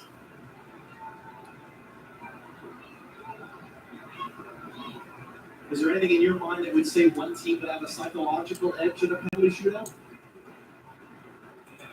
My mind, I try to go maybe with a bit of the momentum from the game, and that Uruguay, even though down a man the last 10 minutes or so, will feel more confident coming into this game about the tournament that they've even had to this point versus Brazil. Brazil, you're going to have Vinny Jr. able to take the penalty. Hendrick's going to be out there at 17-year-old taking one in the Copa America Quarterfinals. They have a lot of new bodies. 4 minutes left. Fresh legs on both sides. Giving straight to Uruguay. Maxi Araujo to steer that pass away. I wonder how much Luis Suarez would love to be out there to take a penalty as he continues to watch.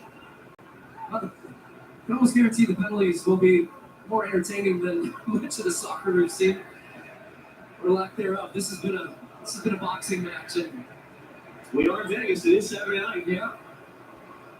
Pretty long. There's Caleta. Takes a bit of a bump there in the edge of the box. Allison comes to get it. Miranda had a hard time controlling that cleanly. Lucas Luis trying to lead Brazil forward. And he just gets knocked to the turf by Valverde. WWE takedown right there. Marquinhos. Back from Douglas Luis. Wide for Arana. Gabriel Martinelli. Yuri Arana. 3 minutes to go. Marquinhos rolls it along. Danilo. For Savinho to handle, he barely did. And this play pass. Brazil forced all the way back. Running by Araujo.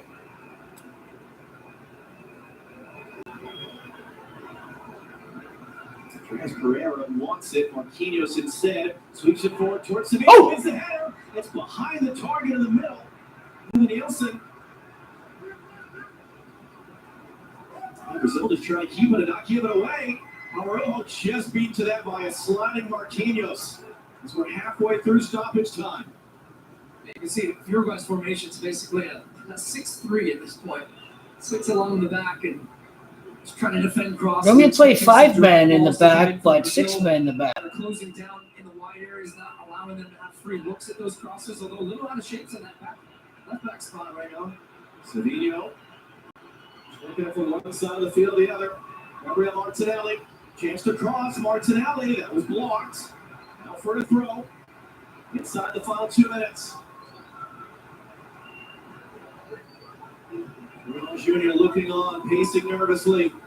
So this is not a defining moment for this team. 1 minute, 30 seconds left. They make it one, though. Marquinhos to the far side. Knocked out wide. Hendrick brings it down. Nice cross.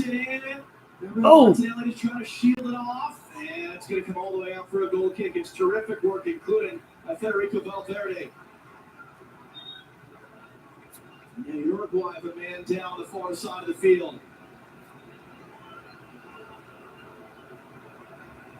We're already playing with 10. Matias Oliveira is down. I'm going to have to live through this with 9 for the final minute.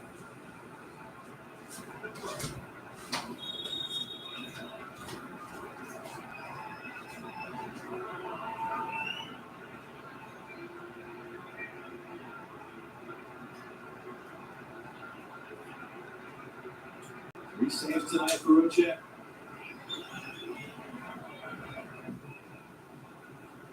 Center forward is high and as far as he can. There's Kente to try to put Marquinhos off, but good concentration to win the header. Valverde crashing through.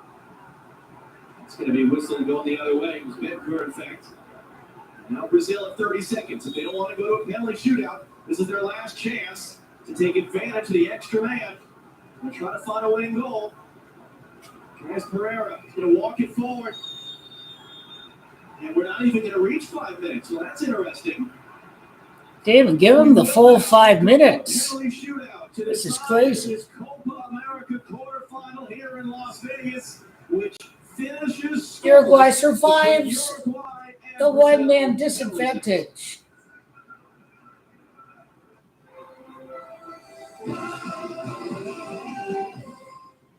Extra Play is sponsored by Wow, it's survival. This has been a scrappy game. 30 minutes of gameplay. It has been tug of war. When you book a reservation.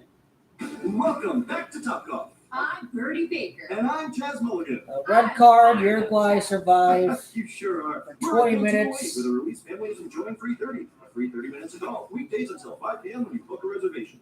Did you just say free, Bertie? No, I said free 30. A free 30 minutes of I golf. don't know who's going to be the best penalty takers for Uruguay. No. I said I love free 30. There's no, I don't. Their best taker is Darwin Nunez, and he got subbed out. So I wonder how that's going to work out. Severe plaque psoriasis. Thanks to Skyrizi, I'm playing with clearer skin. 3 out of 4 people. 3 out of the 4 knockout ties go straight to penalty 4 kicks. doses a year after 2 starter doses. Serious allergic reactions and an increase. At least Argentina, they're not going to go to penalties against Canada. Tell your doctor. Rest assured, Argentina going to beat Canada in regular time. With Skyrizi, nothing on my skin means everything. Colombia has now gone 27 matches unbeaten for Colombia. What's your favorite part of the Kit Kat bar? The chocolate? Nope. You're inside. The final is at Miami. They're in the semifinal. They go 27 matches unbeaten. The in-between stuff. Miami's 27, so much of it is synced up with the side of the final. Just Colombia trying to make it to the final. Are they good, bad, nice? 27 matches unbeaten. Is there a mall? I don't know, a hair salon? Where do you get your hair done? You go a little wet. Oh, I'm sorry. It's a lovely neighborhood. Marcy, you gotta go. Hendrick didn't score, but he drew some fouls. I mean, the experience will come. A slight moment of hesitation, but he gets a viable experience, and that's just the most important thing. Now take a look at the screen real quick. Which is why we want to say, Thanks for the tip. by tipping you back. Tip your driver $3 or more online, and we'll tip you $3 to use on next week's order.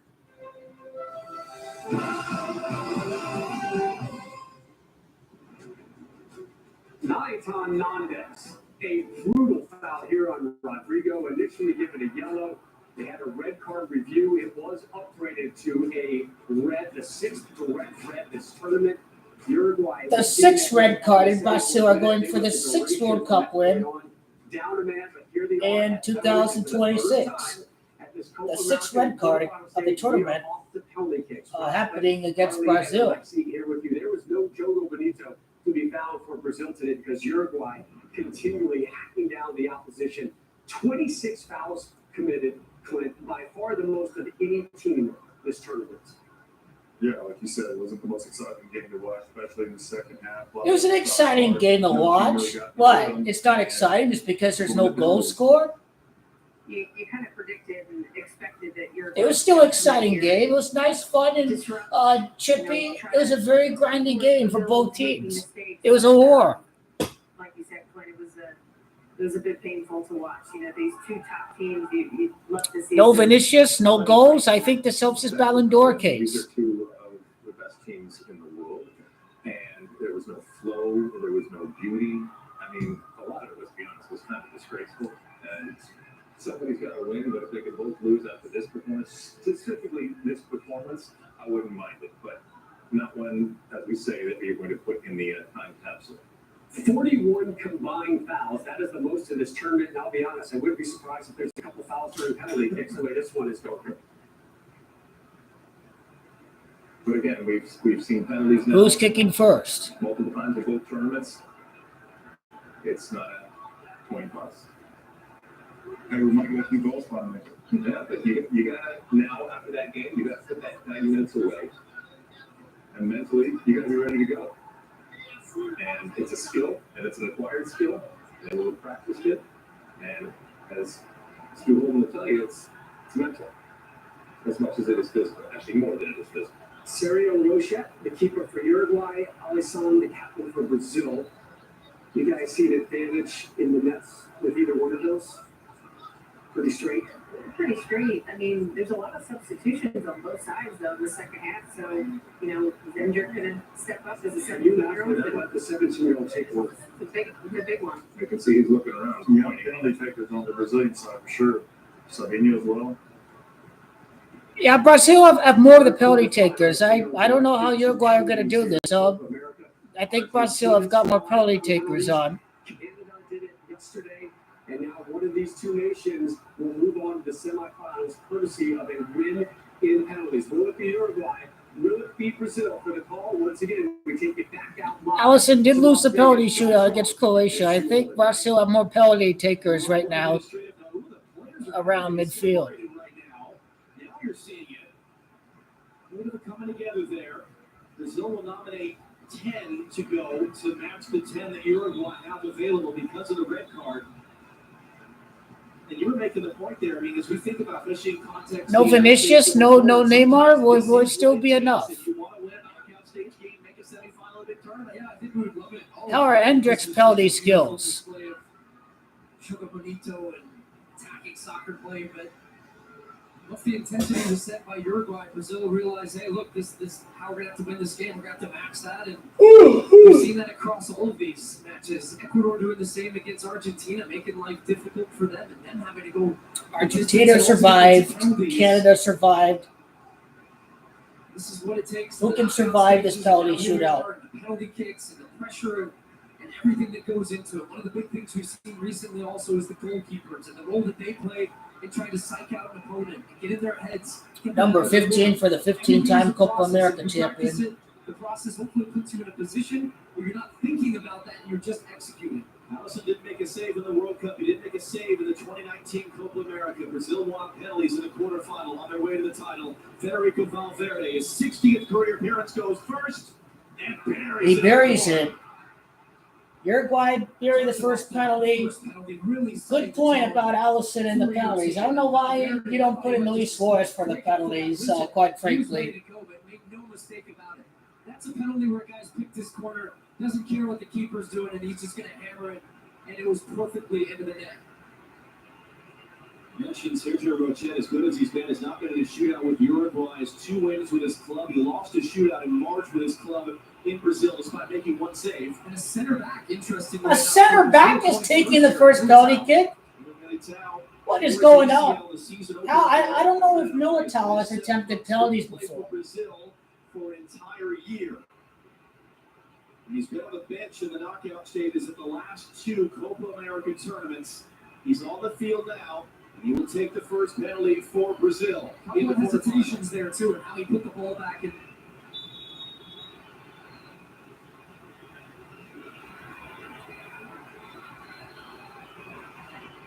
Save!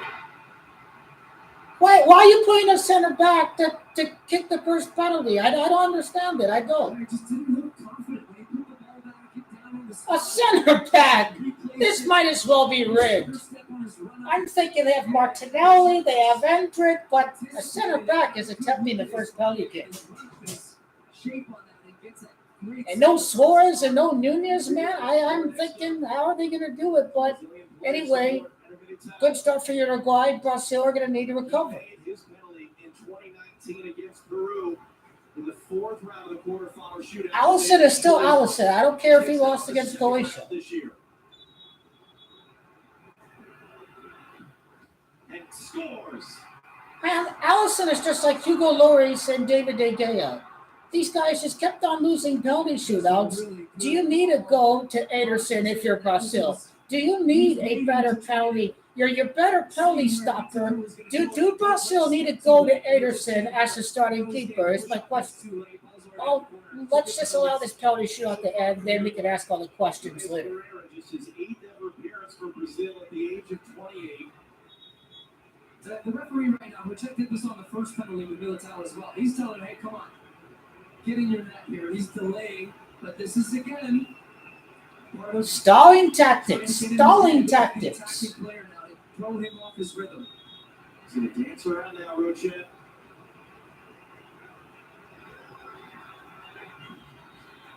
Just in that ball. Hey, did just enough.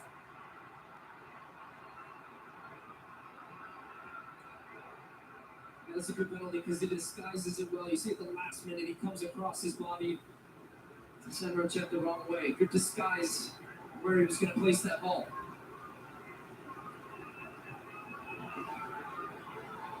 Now, Georgia de Arrascaeta, who plays in Brazil for Brazil's former manager.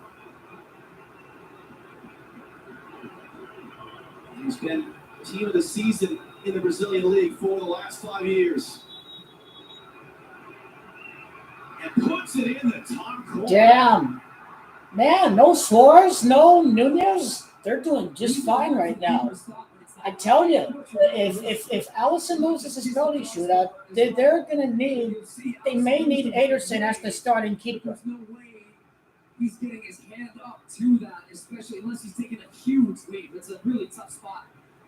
Vinicius, you're making a good case for your Ballon d'Or. Games played for Brazil until he was brought back in November.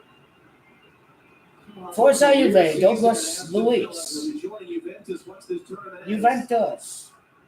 He's trying to keep Brazil just one. Forza Juve, Forza Juve. Right now with Rochet too, and he's not even moved. Comes from Ivan Toney for England, right? Didn't even look at the ball. Just stare down the goalkeeper.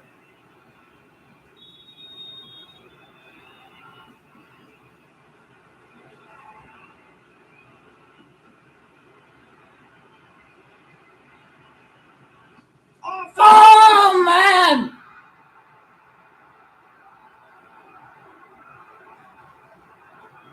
It's not over yet.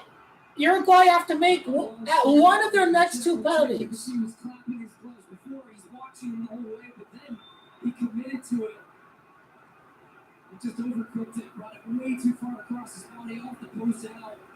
A huge chance for Uruguay now to punch their ticket to the semifinal.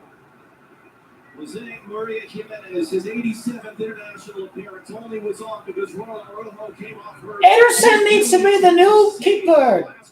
He's just penalty shootouts. Just you need Ederson. I believe it is just like Hugo Lloris and David De Gea. Save. They stay alive. They stay alive. They stay alive. They're still alive.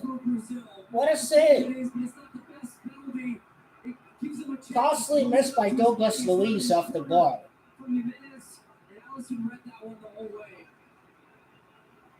Brazil not out of the woods yet. They have to be perfect the rest of the way. It's Gabriel Martinelli. Is this going to be a wild comeback, or is it just too much? He needs to make this now in the fourth round to keep Brazil alive as a nervous Vinicius Jr. looks on the stands here in Las Vegas.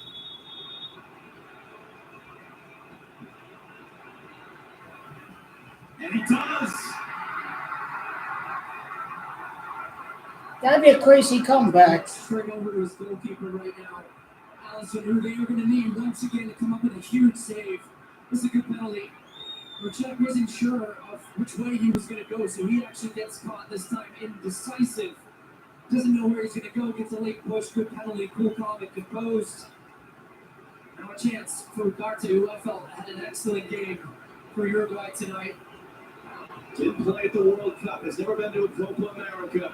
Had to wait for others in front of him to retire and make way. The Manuel Ugarte can now. The guy who talked shit to Lionel Messi. Yes! Of course it was Ugarte. Of course it was Ugarte. Lionel Messi tells him to behave, to respect your elders, and Ugarte was the winning penalty taker of the shootout. Ugarte carries Uruguay through. Ugarte, Messi had a problem with Ugarte in the loss. He told him that you need to respect your elders. Ugarte gets the winning penalty. Messi gets another chance at Ugarte in the Copa America final. Ugarte with the winning penalty. Who else was it going to be? Who else was it going to be? Ugarte with the winning penalty. Brasil failed to score a sixth goal during this tournament. Brasil, this is part of the chap. This is part of the. It's part of the story. You're not even. You're the fourth best team in South America. You go from the fourth best team in South America to winning the World Cup. That would be a very magnificent story, all happening after the death of Pele. Brasil, there is not many caps to go around on this team right now. But what they will need is more experience. But without any international tournament until the World Cup, they're going to have to grow up very quickly. This is part of the story. Argentina win Copa America. They get another crack at Uruguay. Brasil to go from finishing runner-up in the group to being the fourth best team in South America, to being sixth in World Cup qualifiers, to win the World Cup. To win the World Cup after sixth in qualification, not finishing winner in your group, losing the quarterfinal in Copa America, the fourth best team behind Colombia, Uruguay, and Argentina. To go from that to winning the World Cup would be and all within 2 years would be a very magnificent story for Brasil. It was not going to be their night, but it's still, when you Douglas Luiz is a starting player. Is Allison going to be the starting goalkeeper? You have to look at his record in penalty shootouts. You're going to need Ederson. Is Ederson a better penalty stopper? Now it's time to consider. Is Ederson a better penalty stopper? Do you put in Ederson in a shootout but still keep Allison as your starting keeper? These are the questions that will have to be asked before the 2026 World Cup. Uruguay, hold on. Red card. They held on for penalties. I don't know how they did it. No Darwin Nunez and no Luis Suarez. You could substitute in much established penalty takers, but they still got it done. I don't know how they're going to do it, but they got it done. They got it done. Wow. That was a tense last 20 minutes ever since they got the red card. That stakes were high. Brasil, the passing could be better. The finishing in the box could be better. Cut Hendrick some slack. He's only 17, however old he is. This tournament is just about finding the best team for Brasil. Uruguay at the moment defeating Argentina. Uruguay are looking to win a Copa America. Argentina are getting another crack at Uruguay. Semifinal number 1 from New Jersey, Tuesday. Argentina against Uruguay. Both of the teams listed above, Argentina against Uruguay. Canada and Colombia have to play in the third place match. Alexi Lawless here with you. That was a South American street fight for much of that one. Ugly. The Jungle Benito that was beautiful. That was a beautiful physical game. I enjoy watching that kind of style. I like watching defensive games sometimes. It's nice and chippy. This is a gladiators game. People don't look at football, soccer as being physical, but it is a physical game. You're playing with no body armor except for shin guards. That's all you're wearing. You have to be taught to play this game. You have to take some elbows. You have to take some forearms. It's part of the game. You got to fight through a jersey grab. It's part of the game. And Uruguay made it very hard for Brazil. And Brazil, to their credit, even when they lost the ball in the midfield, they didn't concede. They gave themselves a chance until the very end of the match. No Vinicius, no Neymar. Key contributors will be back before the World Cup. No yellow card suspensions. I don't like the yellow card suspensions, quite frankly. I don't like it. I think they should get rid of the yellow card suspensions. It ruins the game when the best players are not playing in the next round. Okay, you get a yellow, but don't pick up a second yellow during the game. I don't like this suspending players because they pick up a second yellow in another match. What we're seeing and what they're displaying, but they've been better and superior tactically. I mean, they've been Uruguay looking to win the first Copa America 13 years later. Miami begins with the 13th letter. Messi, the 13th letter. And they found a way. When we think about Bielsa, we think about an eccentric in the way that he thinks about life, in the way that he thinks about the game. But we ultimately see it manifest in his teams on the field with something that we don't always see. And to your point, whether it's really high pressure, whether it's so what are the here's what you need to see. I don't think we saw any of that in this game, but it is still a reflection on the coach that it was this ugly. I don't think here's what you need to see. And even though it wasn't now, if there's a lot of Colombians that live in Florida and Miami, then make it more of a home match for Argentina. Have Uruguay in the final instead of Colombia, just so most of the fans are Argentina. You don't have a big surge of Colombia fans at the game. So anyway, most of them I know are going to be Argentina. But I'm just saying, if Argentina, Uruguay, make it more of a home field, a home match for Argentina in the final. Ugarte, here's what happened with Messi and Ugarte, the guy who had the game-winning penalty. It is a story. Ugarte had an obscene gesture directed at Argentina midfielder Rodrigo de Paul, a.k.a. Messi's bodyguard. Messi said, well, these young people have to learn. They have good players, national team. They need to learn respect from their elders because this classic was always intense, hard, but always with a lot of respect, so they have to learn a little. De Paul in the 19th minute involved in another altercation with Oliveira that led to a brawl between the two sides. So this is rivalry. This is Uruguay set the goat off. When Messi gets another shot at Ugarte against the whole team of Uruguay, Messi's going to play he's going to play the match of his life. Whatever was said by Ugarte pissed off Messi. Now Ugarte had the winning penalty in this quarterfinal. Messi's going to have his revenge, his venganza against Ugarte and Uruguay. Whatever was said out on the pitch, Argentina are going to get another crack at Uruguay, the only team that has defeated Argentina since the end of the World Cup. Uruguay did so at Argentina's house.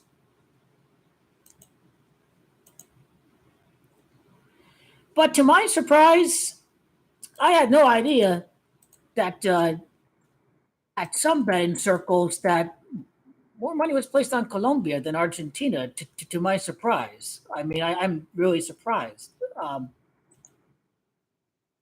It starts with the Rain World Cup champion have the most bets and handle at DraftKings and BetMGM. They opened with the best odds at plus 175, seen improved to 120. They had an easy path to the final. BetMGM labels Argentina as its second biggest liability behind Colombia, who have seen some of the most action of any team remaining. ESPN Bet reports 25.9% of the handle is on the Cafeteros, the most for any team besides the United States. FanDuel says Colombians have the most tickets and money DraftKings and BetMGM recognize Colombia as their handle leaders. Colombia is also a popular pick across all markets as they performed well in the group stage in a draw against Brazil in their final group game has delivered them an appealing quarterfinal against Panama where they are popular with customers to progress to the semifinals, says Caesars Sportsbook head of soccer Mark Bickerdike told ESPN by email. The danger for the sportsbooks comes with Colombia's long shot odds. Argentina, you only get $1.75 for every dollar you put in. That is what plus 175 is at ESPN. But Colombia entered the tournament with 10-1 championship prize. For every dollar you put in, you win $10. Now it is plus 575. This was at the end of the group stage. So roughly $5.75 per dollar stake.